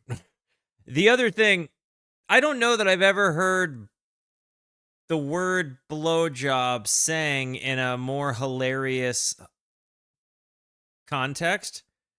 I don't think that there's ever been like the words blowjob sang better than the way that they did it in this. But this is just a left turn, the likes of which I never saw coming.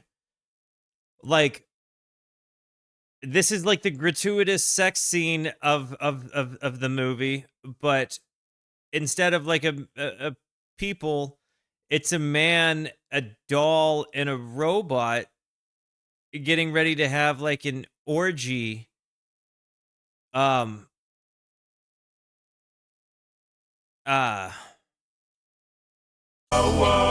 Job. Give me that blow job. Bro. Give me that. Give me Dick. Gotta get that. You'll love it. Okay. It looks just like a telepathy Yield 47. Little leather cap. Dude.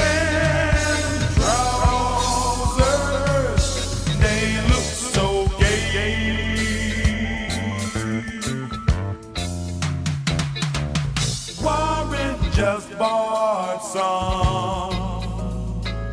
This bass sound is so good.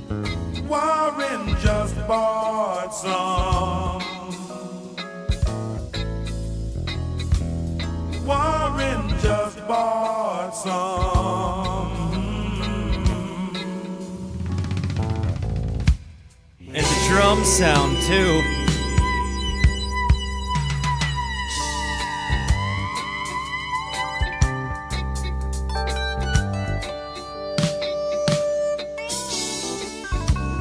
Again, these textures are not stuff I've heard in Frank Zappa's work before. It's lovely.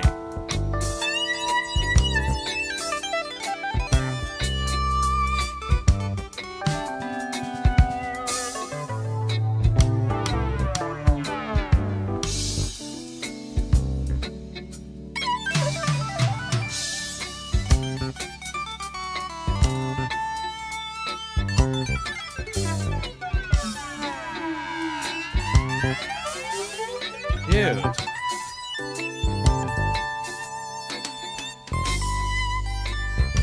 I feel like the band Fish definitely had this in their bag. Like they definitely had this in their listening history. Maybe Daft Punk too.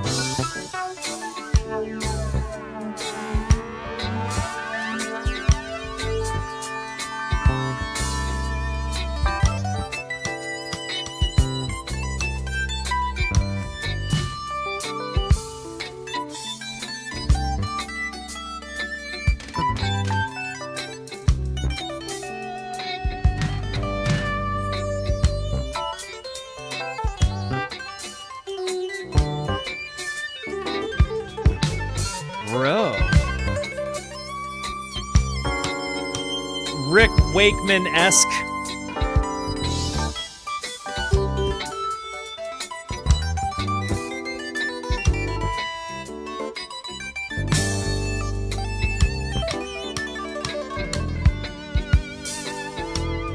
This is so nice and out of nowhere in the middle of it. Very robotic, i.e. the name Cyborg. Bob is tired. Look me now, you savage rascal. That tickles. You are a fun person. I like you. I want to kiss you always. Gee, this is great. How's about some bondage and humiliation? Oh. Anything you say, master. Oh no, I don't believe it. You're way more fun than Mary. You're floating too high. And cleaner than Lucille. Looking on me. What have I been missing all these years? Too hard. Are we in the closet? Sigh. Looking too hard on me. Speak to me. Cripson? Whoa, Yeah. Lord. Did he fluke her to death? The golden Fluke the shower robot must to have death? shorted out his master circuit. You peed on it? Oh my God, I must have fluked him. Hey, to death. Hey. What an animal. This is the Central Scrutinizer. You have just destroyed one model XQJ-37, nuclear-powered pansexual roto-cloaker, and you're gonna have to pay for it. So give up. You haven't got a chance. But I can't pay. I can't It's like they borrow my entrapped money him. to some kind of groovy religious guy 2 songs ago. Come on out, son. Between the two of us, we'll find a way to work it out. He just pluked a robot to death and he's getting the business for it. And that closes the volume 1. Dude. This has been, so Act 2 is done, going into Act 3. This has been a wild ride. This has truly been just... No, Outside Now is part of Act... Oh, okay, gotcha. Okay. Well, let me know as we go through. This has been all over the place. And it's like obviously satirical and abstract in some ways, but then also like it's like jazzy but with different sound textures than jazz. And again, I still hear the Steely Dan comparisons throughout the listening, but it's hard to peg, no pun intended. He really just makes up the silliest, like, grown-up versions of, like, Looney Tunes, South Park cartoons, puts it to music, says something that he feels between the lines of what he's actually saying, and like, just surrounds himself with unbelievable musicians that are able to play his stuff.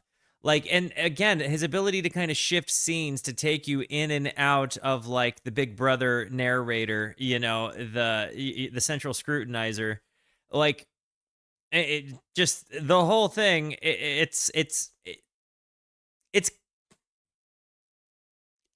I mean, it's really one of, avant-garde doesn't really, like, it's an avant-garde concept. It's such I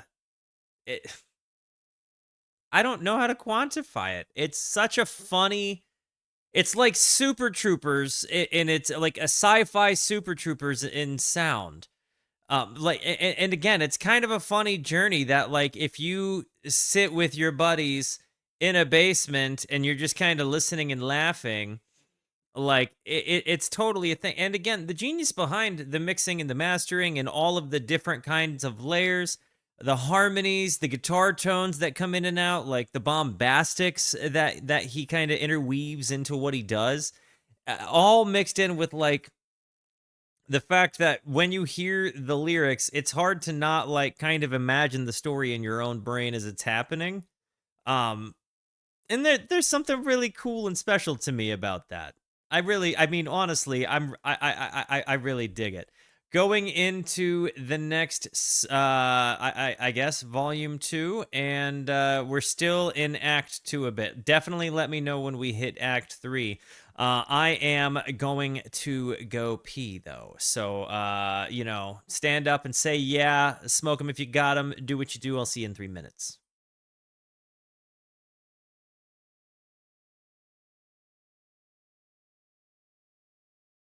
All right, let's do this thing and hop into Volume 2, shall we? And when does Act 3 come? Again, you got to remind me as we go. Hello there. This is the Central Scrutinizer.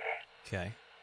Joe was sent to a special prison where they keep all the other criminals from the music business. Oh, wow. You know, the ones that get caught. It's a horrible place. Painted all green on the inside. Like the green room? Where musicians and former executives take turns snorting detergent and looking each other. Wow.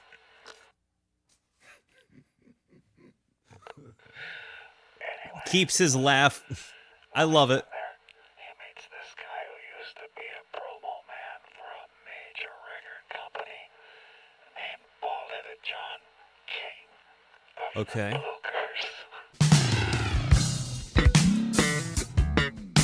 Blookers. Kind of primacy here, huh?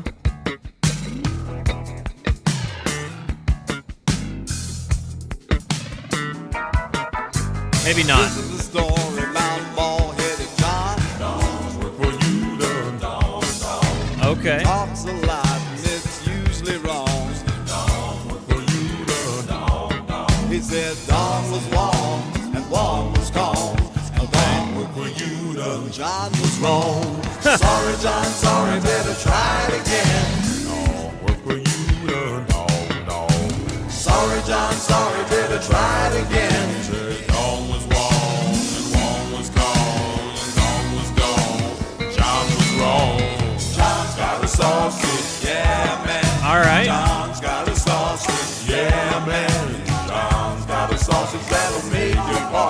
Okay. John's got a sauce that'll break your heart, make you fall and break your heart. Don't bend over if you are smart.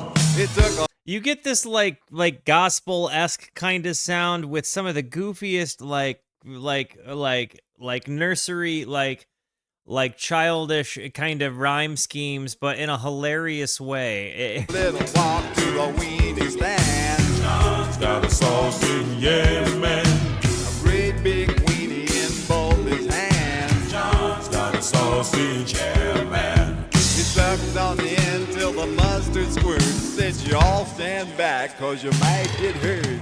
Sorry, John, sorry, better try Did he again. auto-polate himself? Got a sausage, yeah, man. Sorry, John, sorry, better try it again. Said, Gone was wrong was gone was gone. John was wrong. sorry, John, sorry, better try it again. Make way for the iron sausage. Iron sausage. I need a dozen towels so the boys could take a shower. Okay. Bartender, bring me a colada and milk. Sorry, John, sorry, better try it again. Well, on second thought, make that a water. H2O. HT. Sorry, better try it again. Falcon, take me to the Falcon. Sorry, John, sorry, better try it again. I wave my bag, you wave yarn. Sorry, John, sorry, Yorn. better try it again. Well, how much did they wave? Sorry, John, sorry, better try it again. The drum and bass of this is unreal. Kilometers tall. Sorry, John, sorry, better try it again. This girl must be practicing witchcraft. Sorry, John, sorry, better try it again. Don't worry about the faggot. I take care of the faggot. Sorry, John, sorry, better try it again. Try again.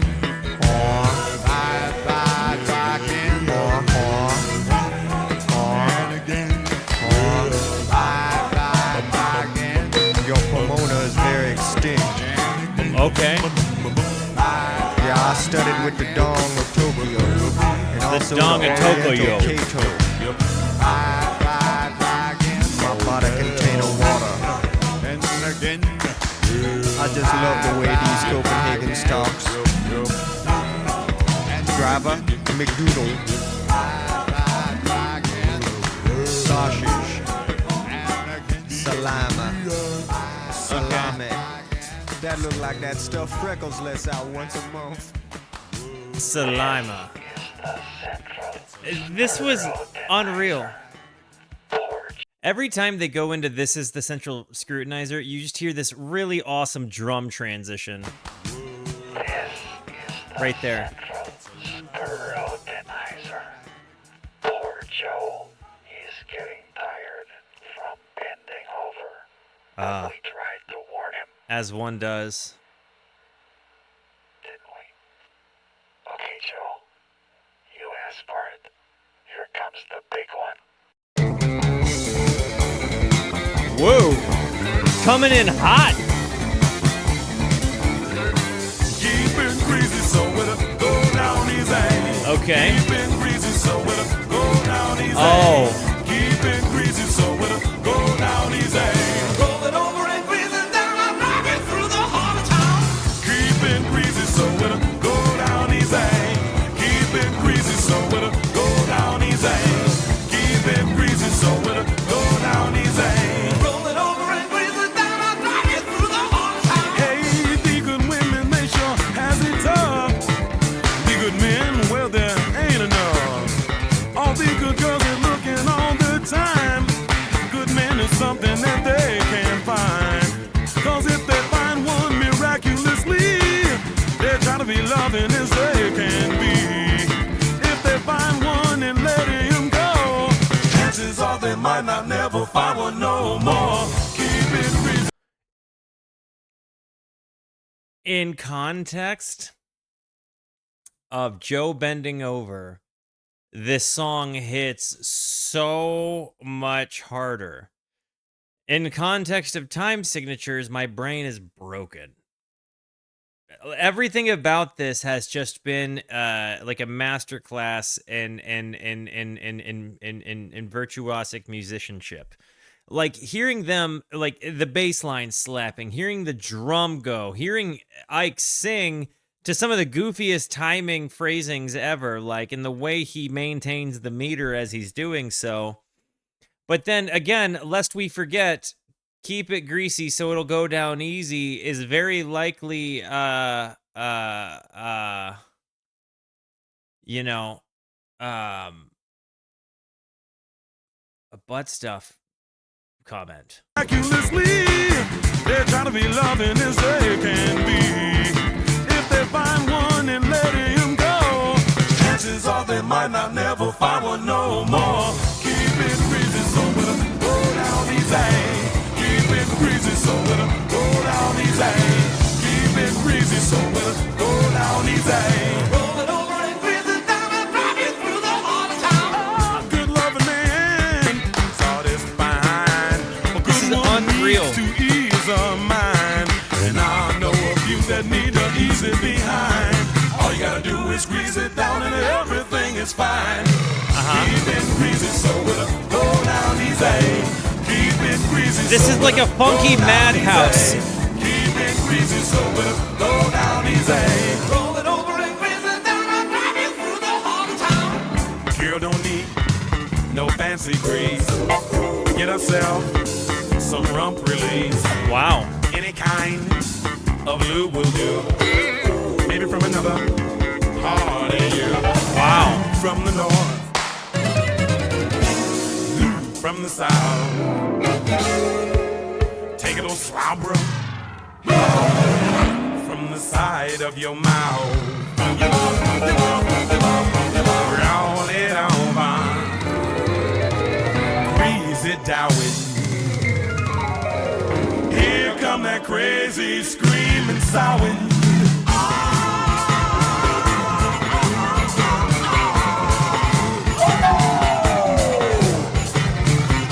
Keep it greasy so.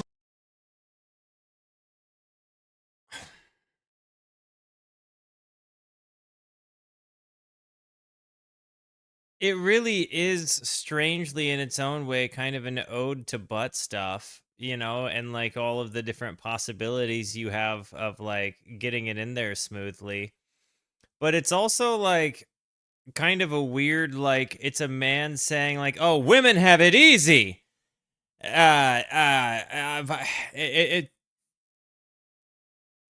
This is it's a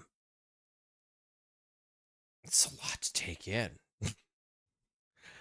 And then again, in the context of it, it's you know, poor Joe. But also it's as funky as it can get. Like it really is. Like this is the funkiest way one can approach the subject matter here, you know? And I'm not gonna say it aloud. I'm sure it's definitely being commented enough in chat. But you're picking up what I'm putting down. The basing, like the harmonies, the time signature, the drums, all of it is nuts. So it'll go down easy. Keep it greasy so it'll go down easy. Keep it greasy so. And then even like the music going up and down with going down.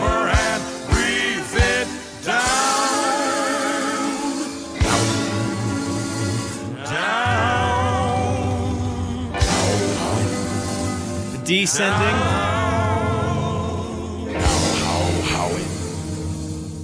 Grease it down. Oh no, here comes that screaming sound again. Sound. And then we get this.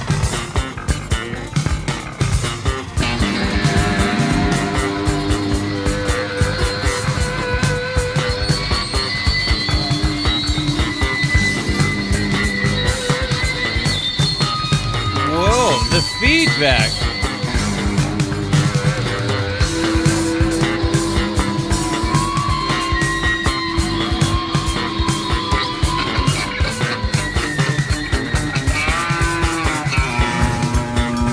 bass line and this like sustained guitar.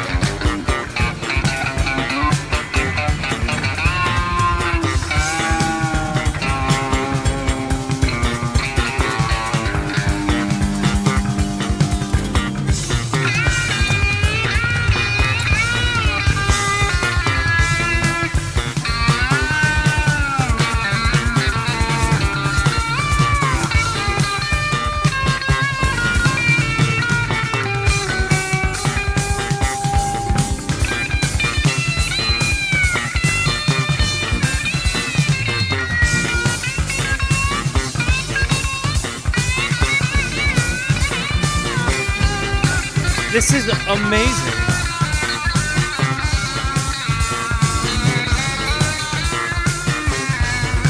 It's chaotic madness and awesome.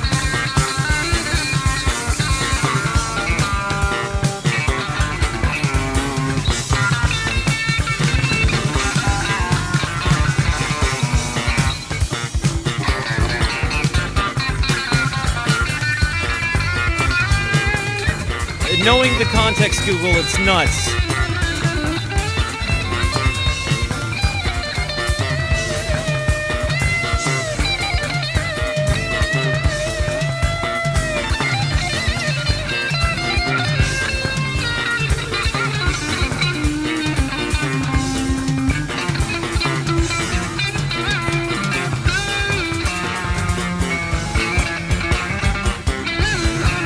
This is so nice.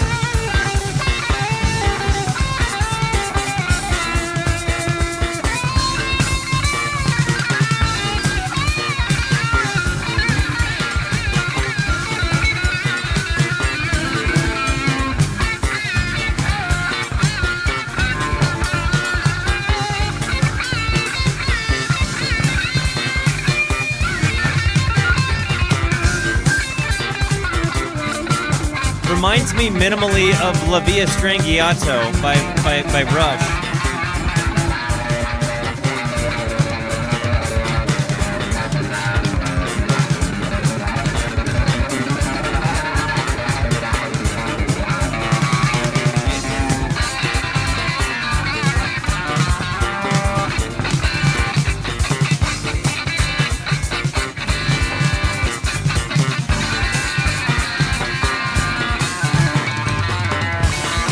The drum panning is unreal.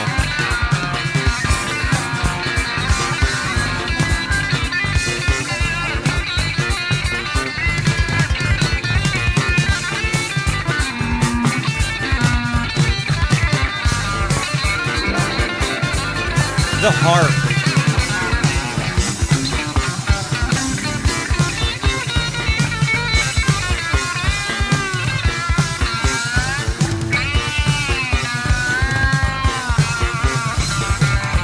Dude.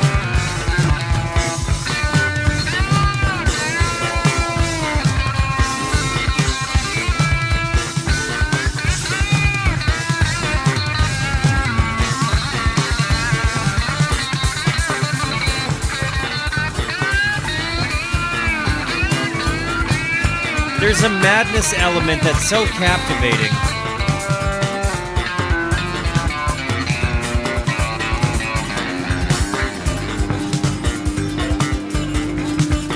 I think we're listening to my favorite Zappa record. I think this album is my favorite Zappa album already. Maybe there's a recency bias to it, but man, I really, really, really like this.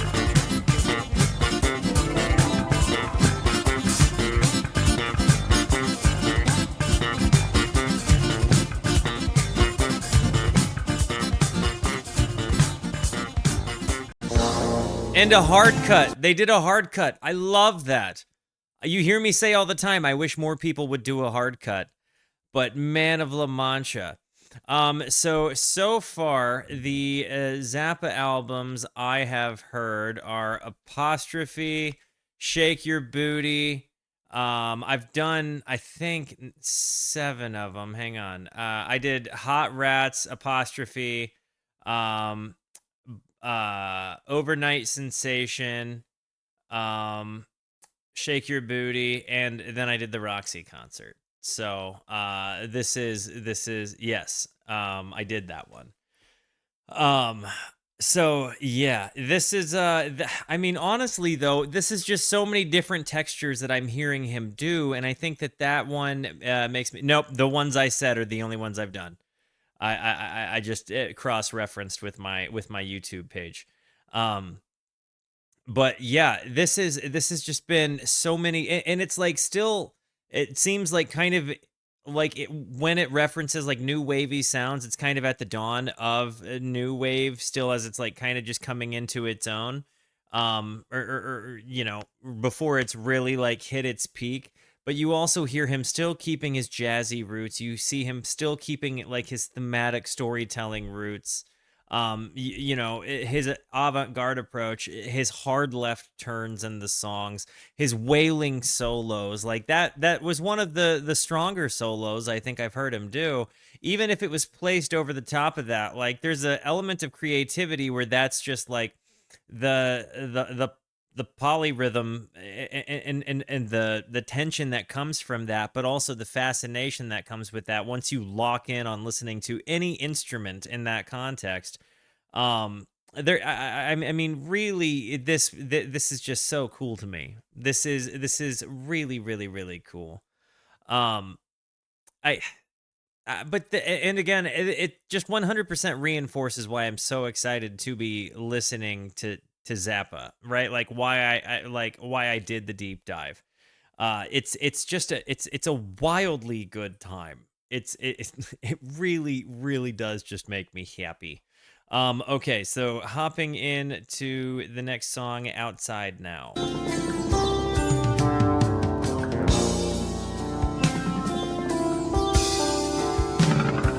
These executives have plooped the fuck out of me. Wow, okay. And there's still a long time to go before I paid my debt to society. And all I ever really wanted to do was play the guitar and bend the string like ring tune teen tune teen tune teen and nee. Oh, I loved that. That little scat moment. I'll be sullen and withdrawn. I'll dwindle off into the twilight realm of my own secret thoughts. I'll lay on my back here till dawn in a semi-catatonic state and dream of guitar notes that would irritate an executive kind of guy. Whoa, sending it, huh? What a transition, a hard out-of-nowhere left turn.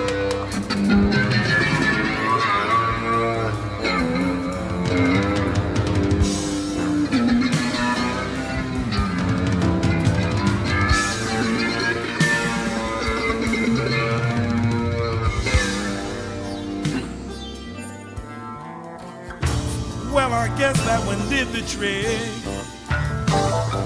If they only could have heard it, half a dozen of them would have strangled while they were I think you're right, El Jefe. But that was only a bunch of imaginary notes I played. Wow. Just a little extra something to keep me going from day to day. That's okay. I'm kind of feeling for Joe right now. Pretty soon. Then I won't have to live in this ugly fucking room. I can't wait to see what it's like on the outside now. Can't wait to see. I can't wait to see what it's like on the outside. The drum panning in the stereo soundscape is unreal. I can't wait to see what it's like. Yo, Pete RJ, thank you for the tickle bitties. I can't wait to see what it's like on the outside now. I can't wait to see what it's like on the outside now. I can't wait to see what it's like on the outside now. I can't wait to see what it's like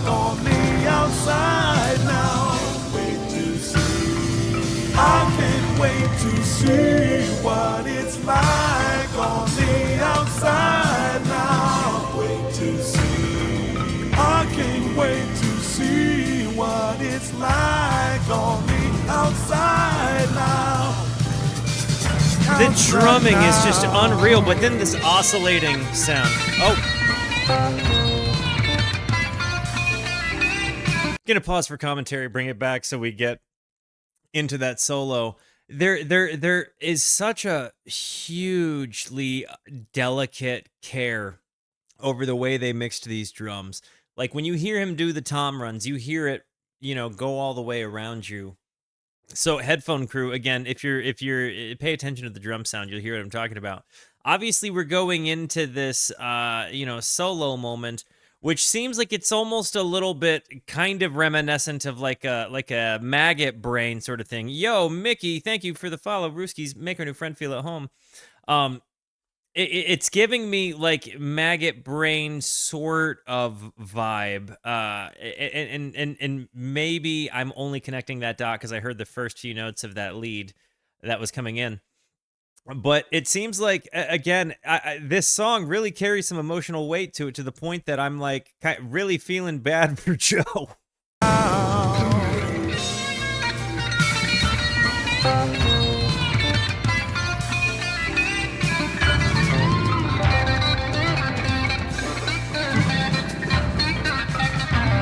Well, thank you for hanging out, Miggy.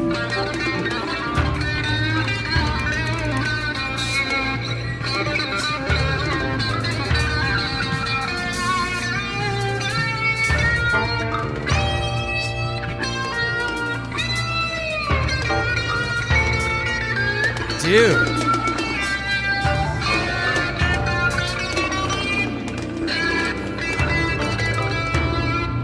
The drums are just everywhere in the headphones.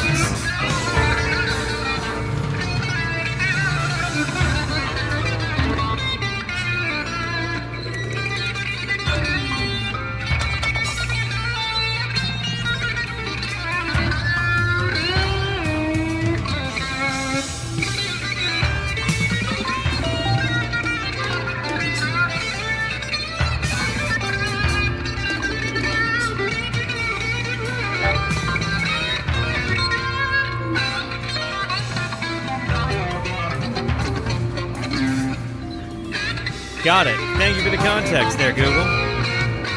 That piano sound.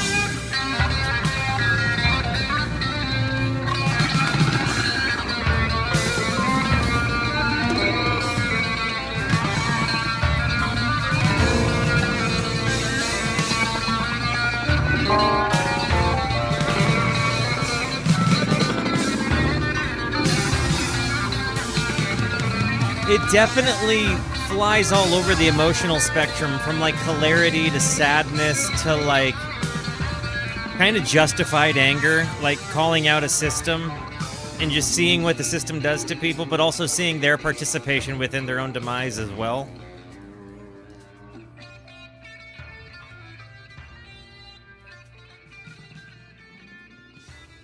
Anybody else get a mild like maggot brain vibe from that? So that just ended Act 2. So I guess we are going into what would be side 4 of the album? No. Maybe not. Or is it side 5 and then 6? I'm out at last. Boy, the world sure looks different. Wow, there's hardly anything fun to do since they made music. So this is Act 3. But I'm hooked. Hang on. Hardly nothing fun to do. Anything fun to do since they made music illegal. Illegal. They made music illegal. Got it. But I'm hooked. I got to have it. I've got to have it. I need to play. This chaotic and yet steady drumming is amazing.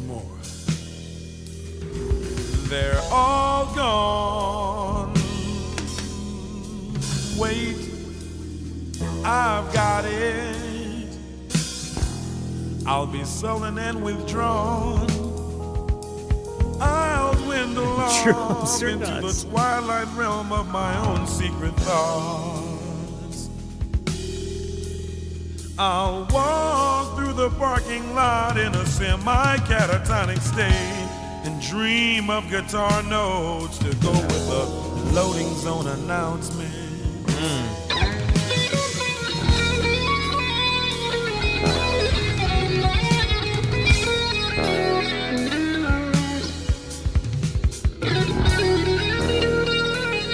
Am I hearing a fretless bass?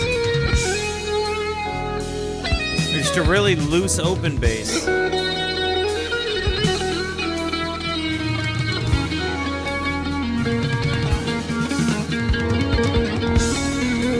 I'm already in love.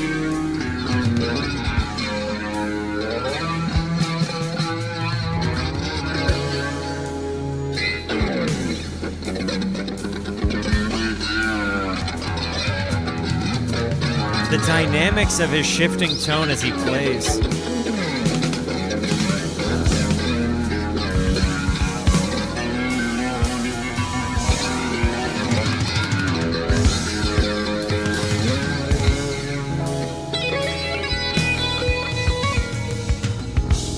He's just eyeing me down.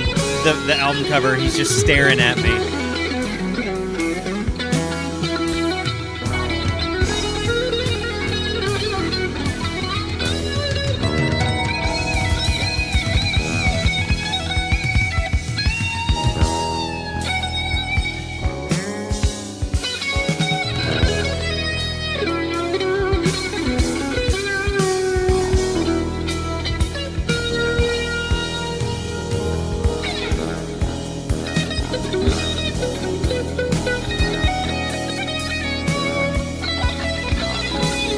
Dude, I'm really loving the way he interlaced this solo here.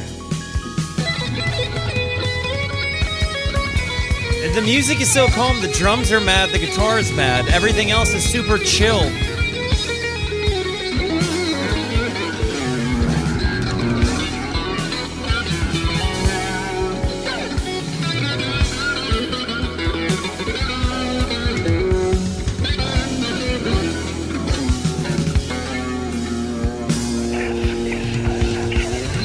How's it going, Maori?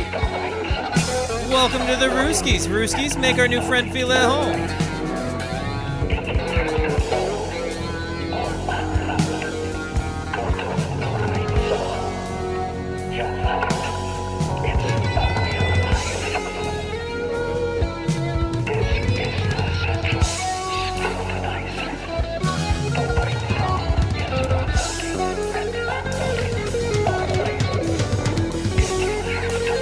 This is gnarly. Hang on, I'm trying to pick apart what the Central Scrutinizer is said. Can somebody genius me the song for this for me?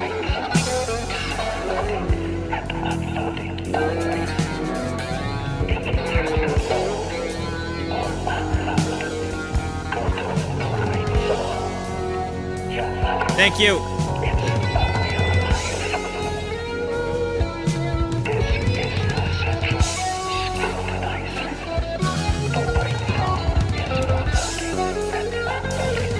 Oh, wow.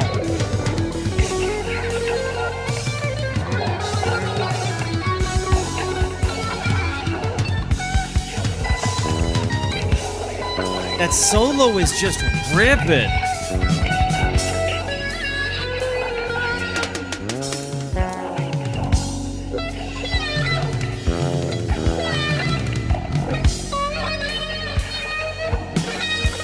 The kind of glitchy...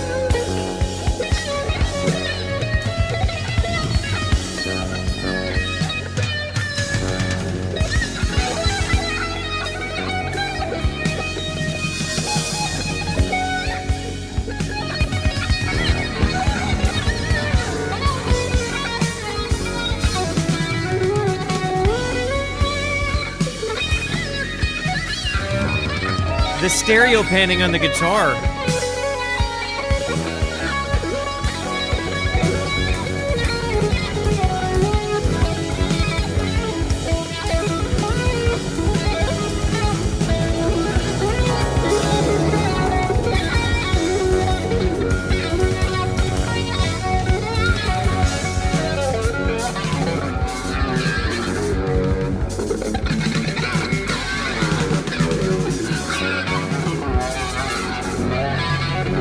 His use of a wah pedal is also really nuts.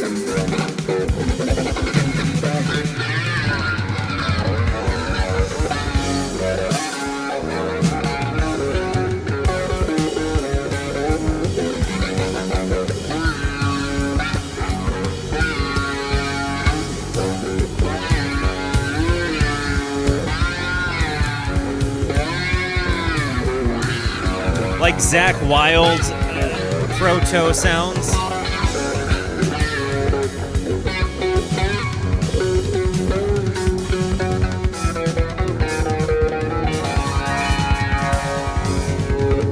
The phaser sounds are super nice.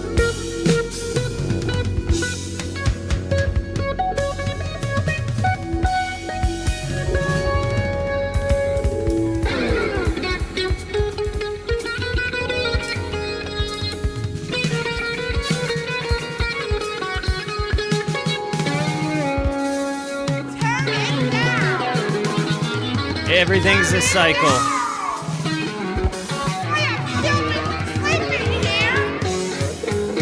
Mrs. Borg.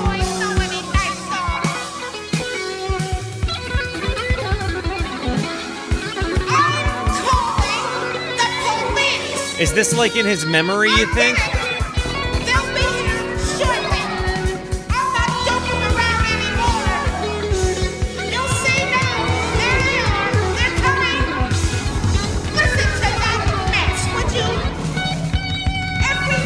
He's hallucinating.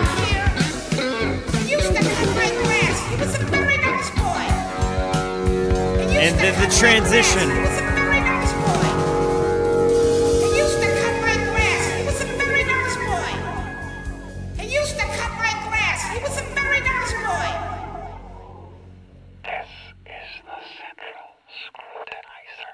Okay. He used to be a nice boy. Oh man. He used to cut the grass.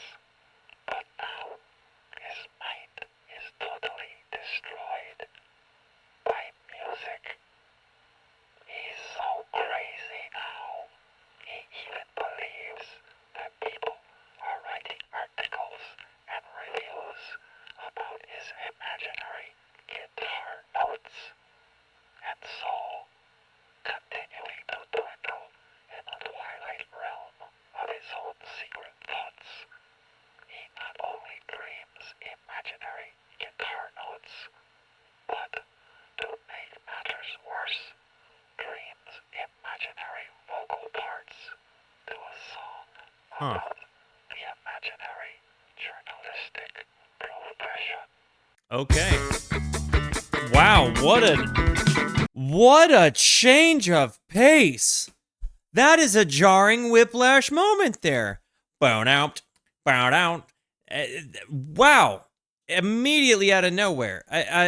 Dude, I'm really like sitting here kind of like my heart's kind of broken for Joe a little bit. I feel as though like I'm reading 1984 in a way.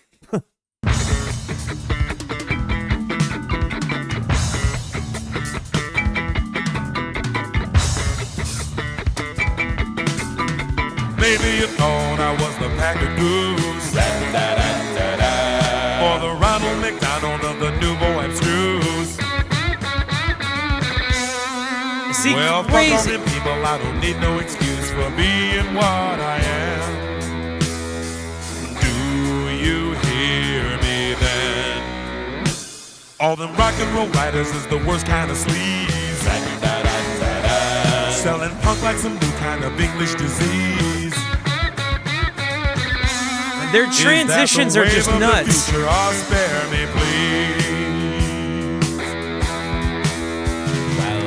Oh, no, you gotta go.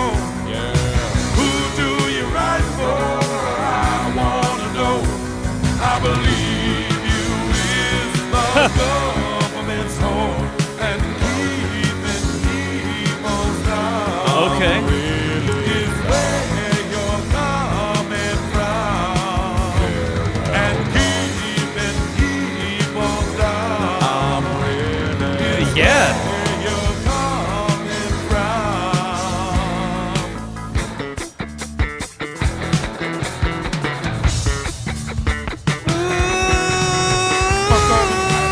Kind of reminds me of A Fool in the Rain a little bit there. A pen in their hand.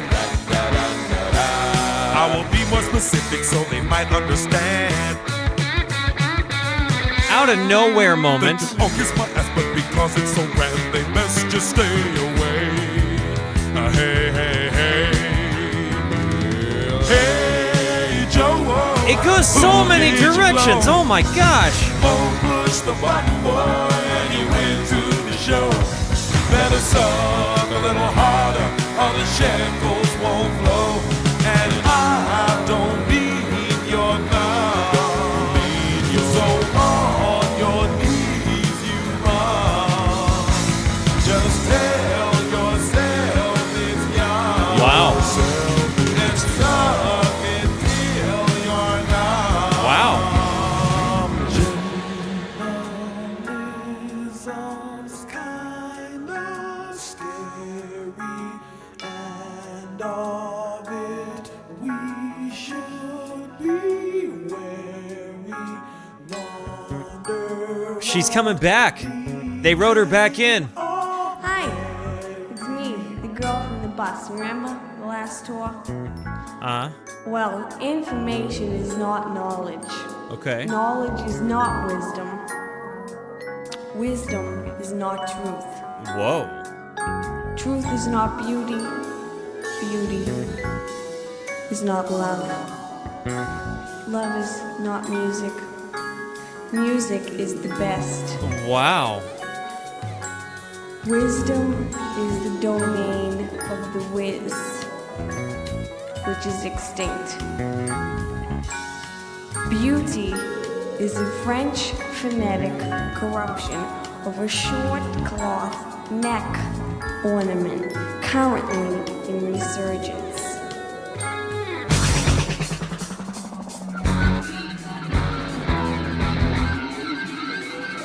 Music is the best. It really is, guys. Music is the best. It actually is the best thing ever.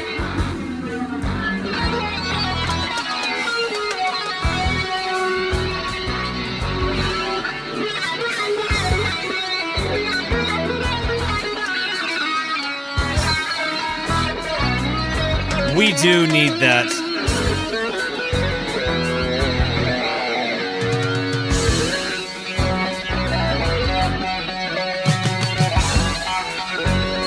These like out of phase pickup sounds.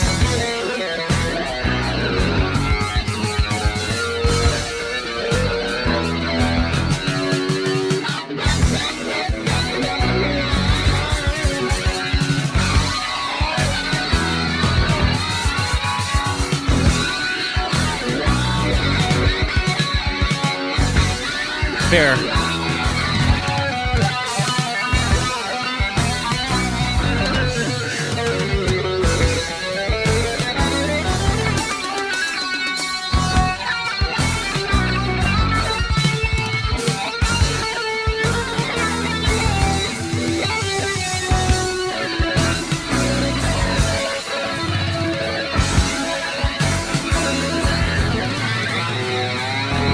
His wah pedal madness.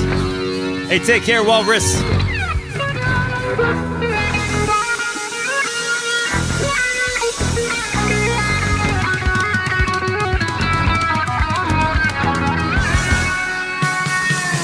Bro.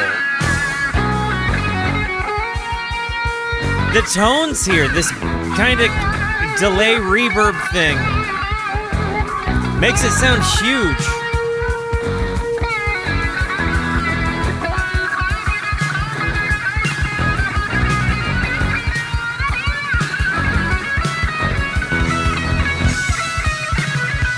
Kind of feels like he borrowed some or he gave some ideas to like future metal guitar tones.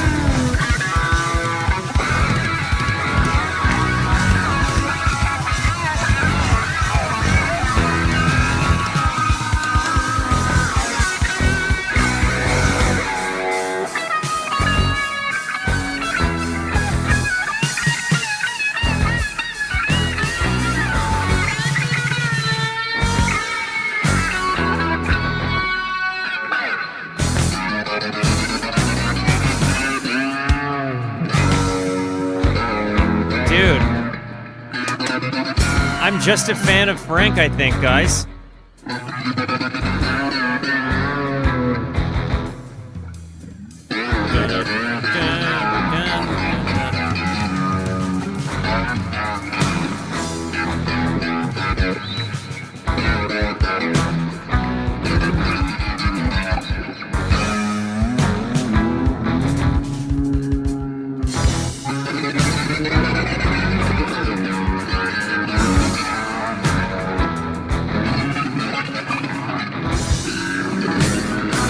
He is imagining.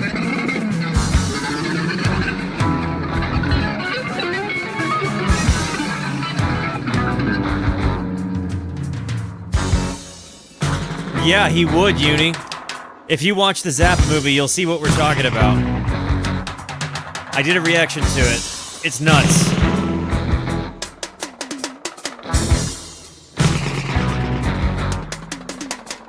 One of the boldest, dude.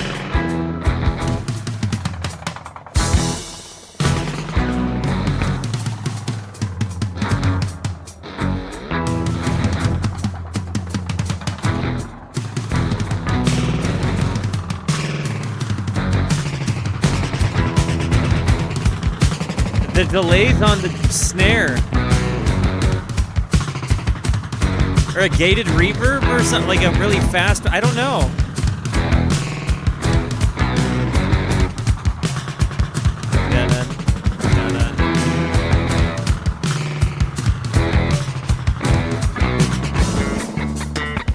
And then we're back. Fooling the rain type beat. Like what we do. Well, we want you to know that we like you all too. But as for the sucker who will write the review, okay. If his mind is prehensile, again, left turn. And have himself a squad on the cosmic utensil. What do you think that is? Don't give it all you got on the cosmic utensil. Is he saying sit on it? Give himself a squat on the cosmic utensil, where the cosmic utensil is a dude's meat, and he's saying sit on it? Squat yeah, on the okay. Cosmic utensil. Don't give it all you got on the cosmic utensil. Spin and spin until you ride on the cosmic utensil. He really needs to squat on the cosmic utensil. Is he talking about music critics here? Now that I got that over with, I'll just play my imaginary guitar again. Hey, sounding pretty good there, man. Get down. Dude, yes. Like doo-woppy madness? Boy, what an imagination.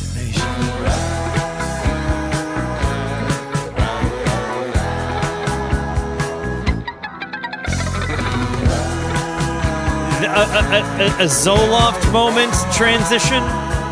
Love myself better than I love myself.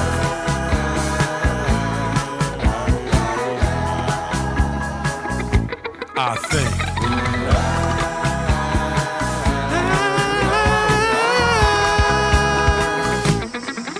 What tone?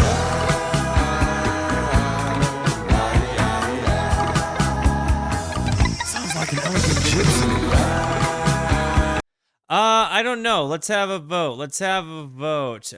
Give me a moment. I'll make a new poll really quick. Which is better? Cosmic Utensil or Peeville Knievel? And there you go. You got a poll. Go ahead and let it be known for the video. What's a better name for it? Musk?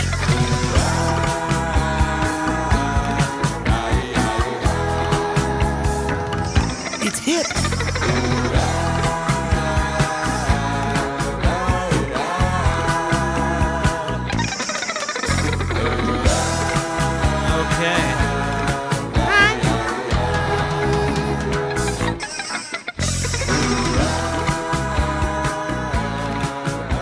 Oh, the vote's really leveling out there. A real nail biter. 10-9. Cosmic Utensil versus Peeble Knievel is now 11-10 in Cosmic Utensil's favor. I love that they doo-wop ended this one. I really love that they doo-wop ended this one.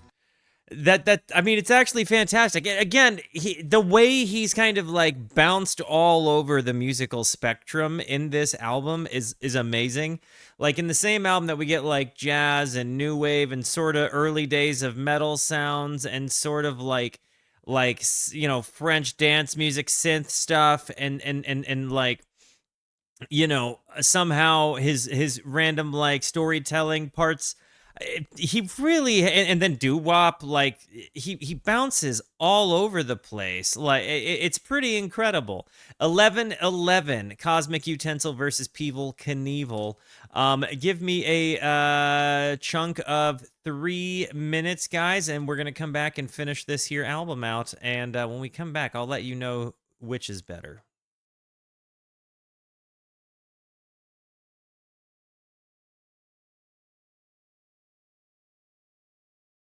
Let's knock this thing down, shall we? We have 2 songs to go, and what a ride it has been.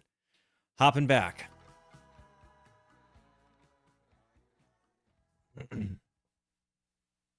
Really? That's high praise there, Google. The Central Scrutinizer. Okay.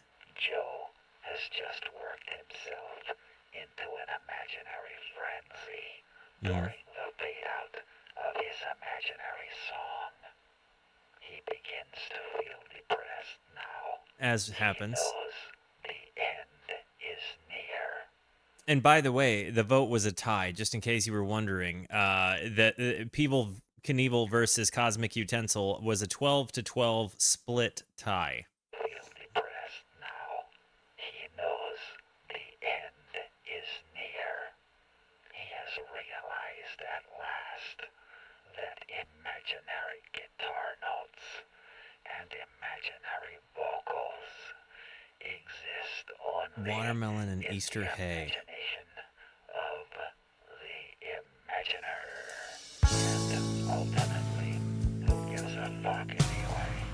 Okay. I like that he keeps the laughs. He breaks character. Excuse me. Ballad time, baby. Who gives a fuck anyway?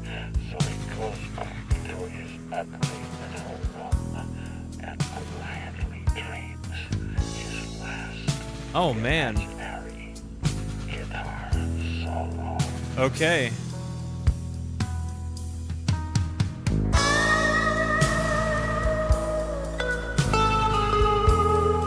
Whoa.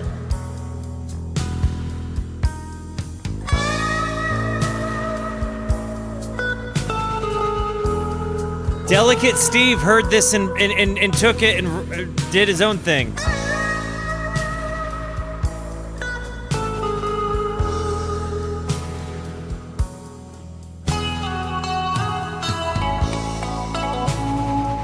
Bro.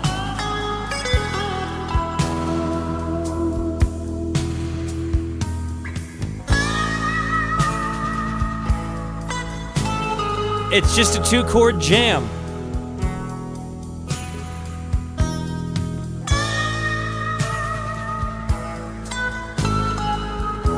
The vibes of this.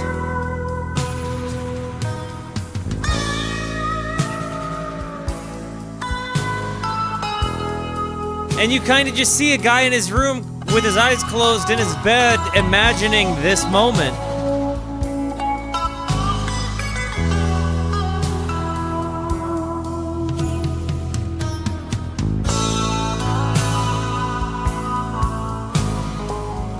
I love that this is his comment, like art gonna art, music gonna music.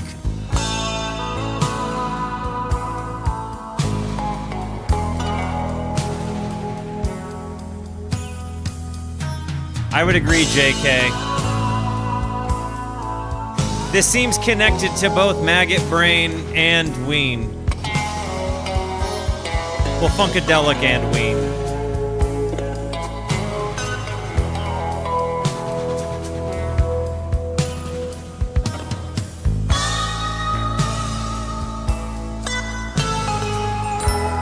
It almost sounds like he's kind of like chicken picking.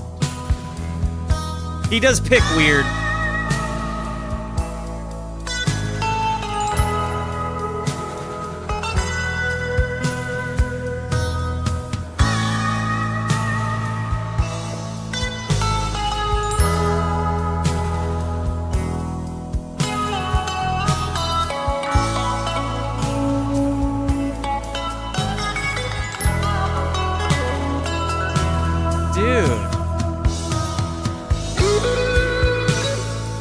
Gain stage. Engage.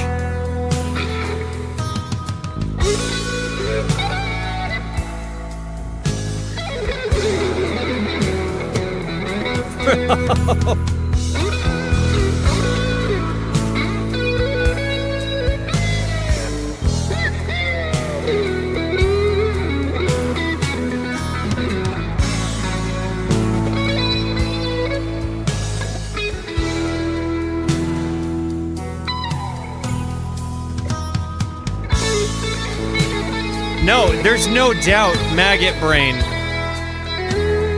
esque. Eddie Hazel sounds for days.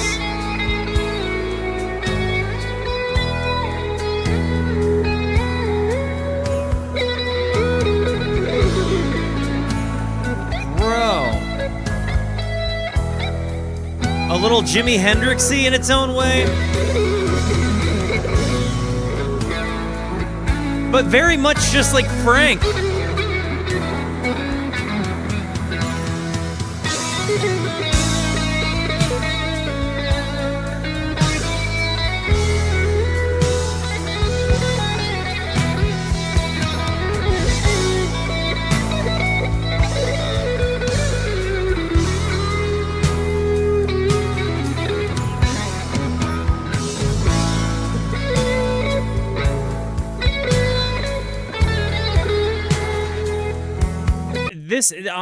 This reminds me of like Derek Trucks and the way he plays with the slide, but Frank's doing it with his fingers and in a pick.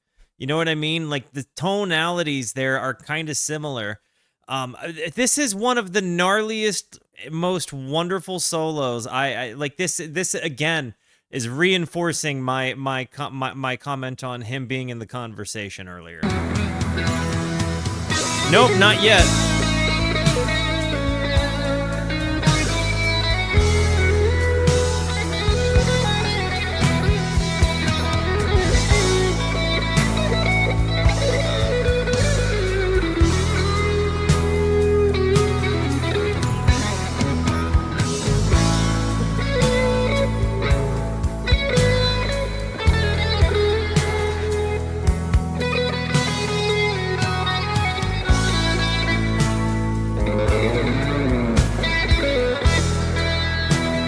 Dude.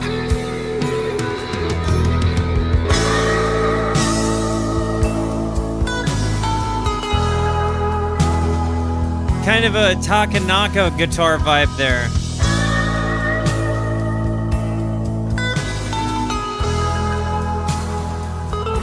Yeah, you guys right. This is my favorite on the album. You right.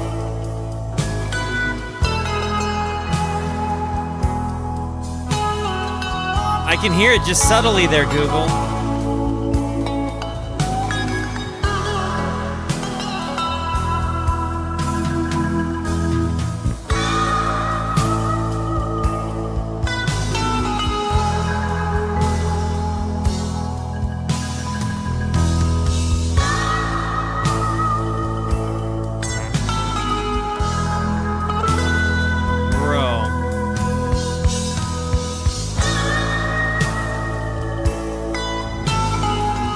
This is just a hug from a song. Like, this is a hug from music.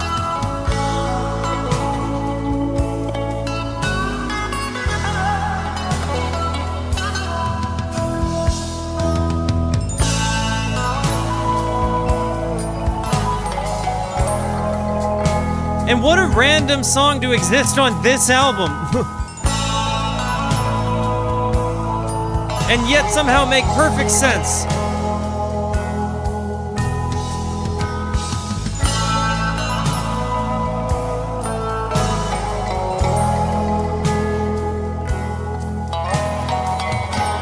Music is the best.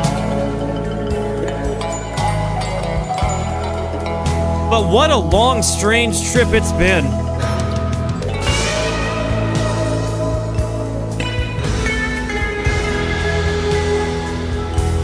That crescendo in the back.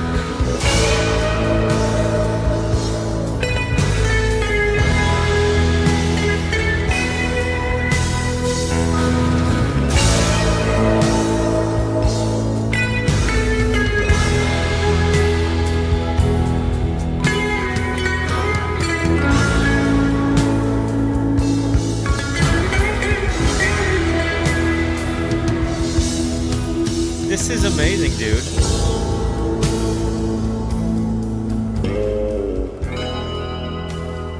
The chorusy wash there.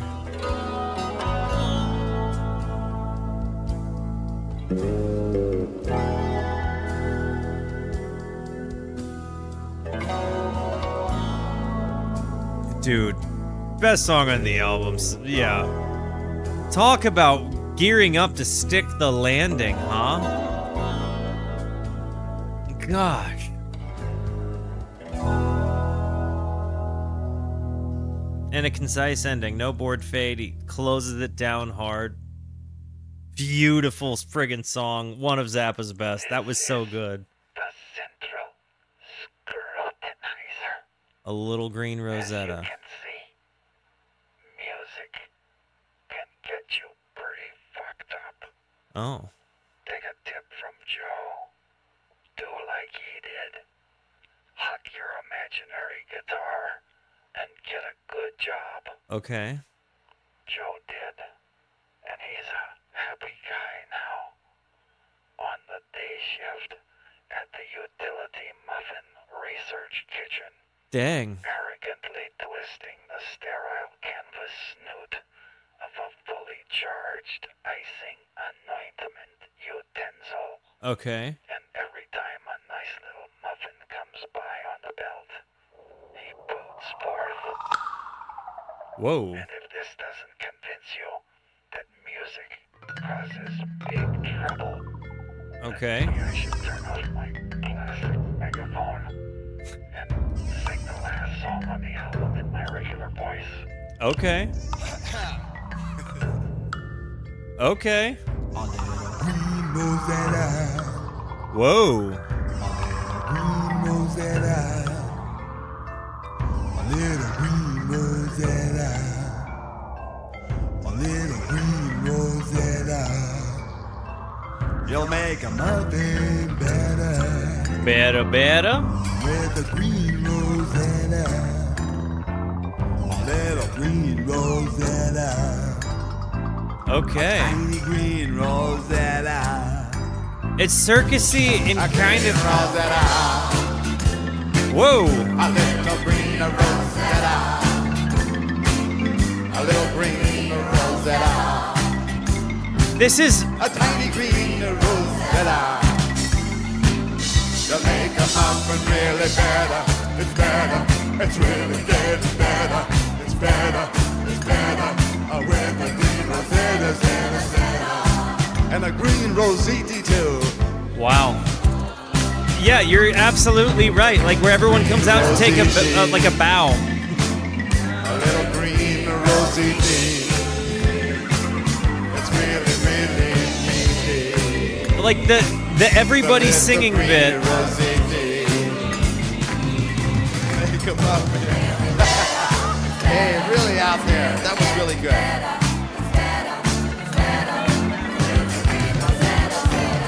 Good God, give the drummer some. Give it to him. Whoa. A little green a little green Just flies all over. A little green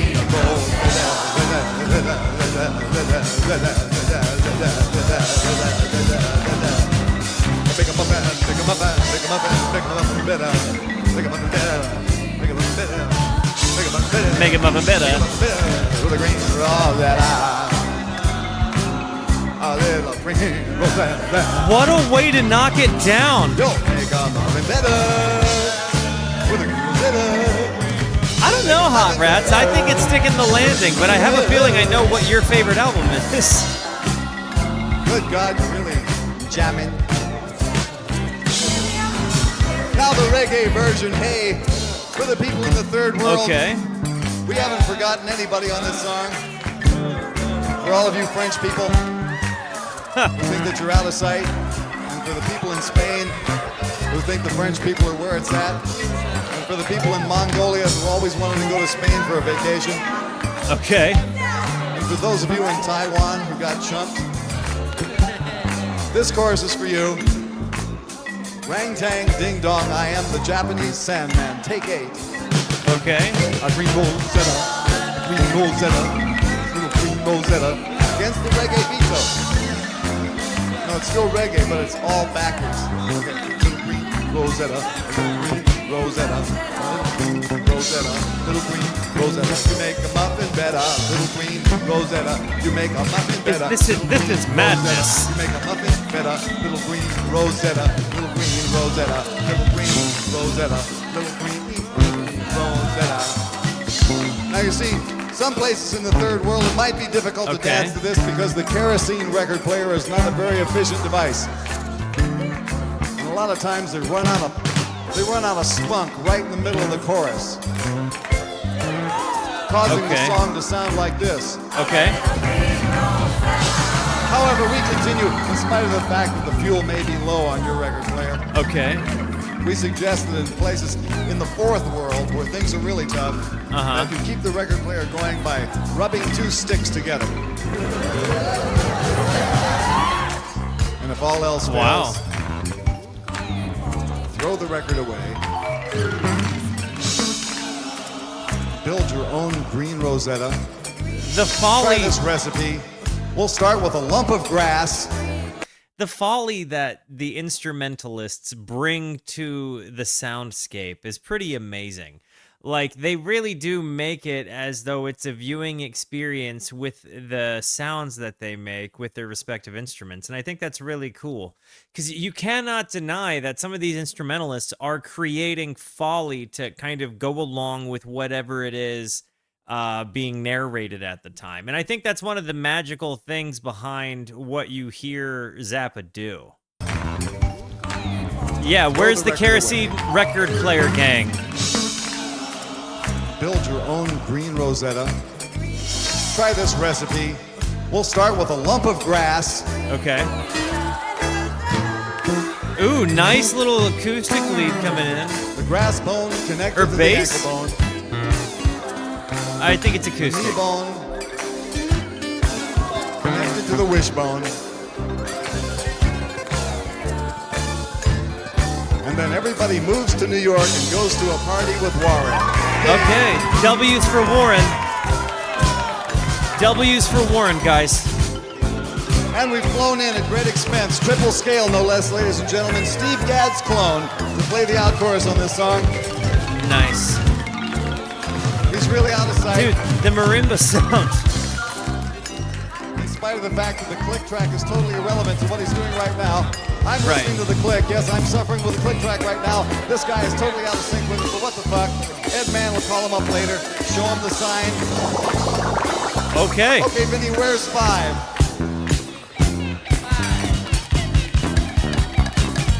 This is such madness. Pretty good musicians. Okay. Good musicians. They're pretty good musicians. The singer's not too good, but the musicians are pretty good. They're pretty good musicians. They're pretty good musicians. This is madness. They're pretty good musicians. But it don't make no difference that they're good musicians. Because anybody who would buy this record doesn't give a fuck if there's good musicians on it. Because this is a stupid song. Hey, to our first time chatter hot rats that came in and said this is a stupid song. W's for that guy, because it just occurred to me that he dropped some hot friggin' knowledge on us, like in the form of an Easter egg that hit me like a ton of bricks. So as far as first time comments go, that was just beautiful foreshadowing in a way that very few people come in just Johnny on the spot, like, you know, like that was a really good entrance. And it just occurs to me now that that was his entrance. You know what I mean? Like the literally the viewer named Hot Rats comes in and just says, "This is a stupid song." And I was like, "Yeah, but I bet I know what your favorite album is." And yeah, just amazing stuff. That's the way I like it.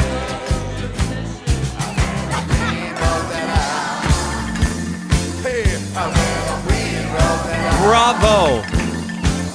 A little green Rosetta. A little green Rosetta. You make a mountain better. A little green Rosetta. A little green Rosetta. Rosetta. Wow.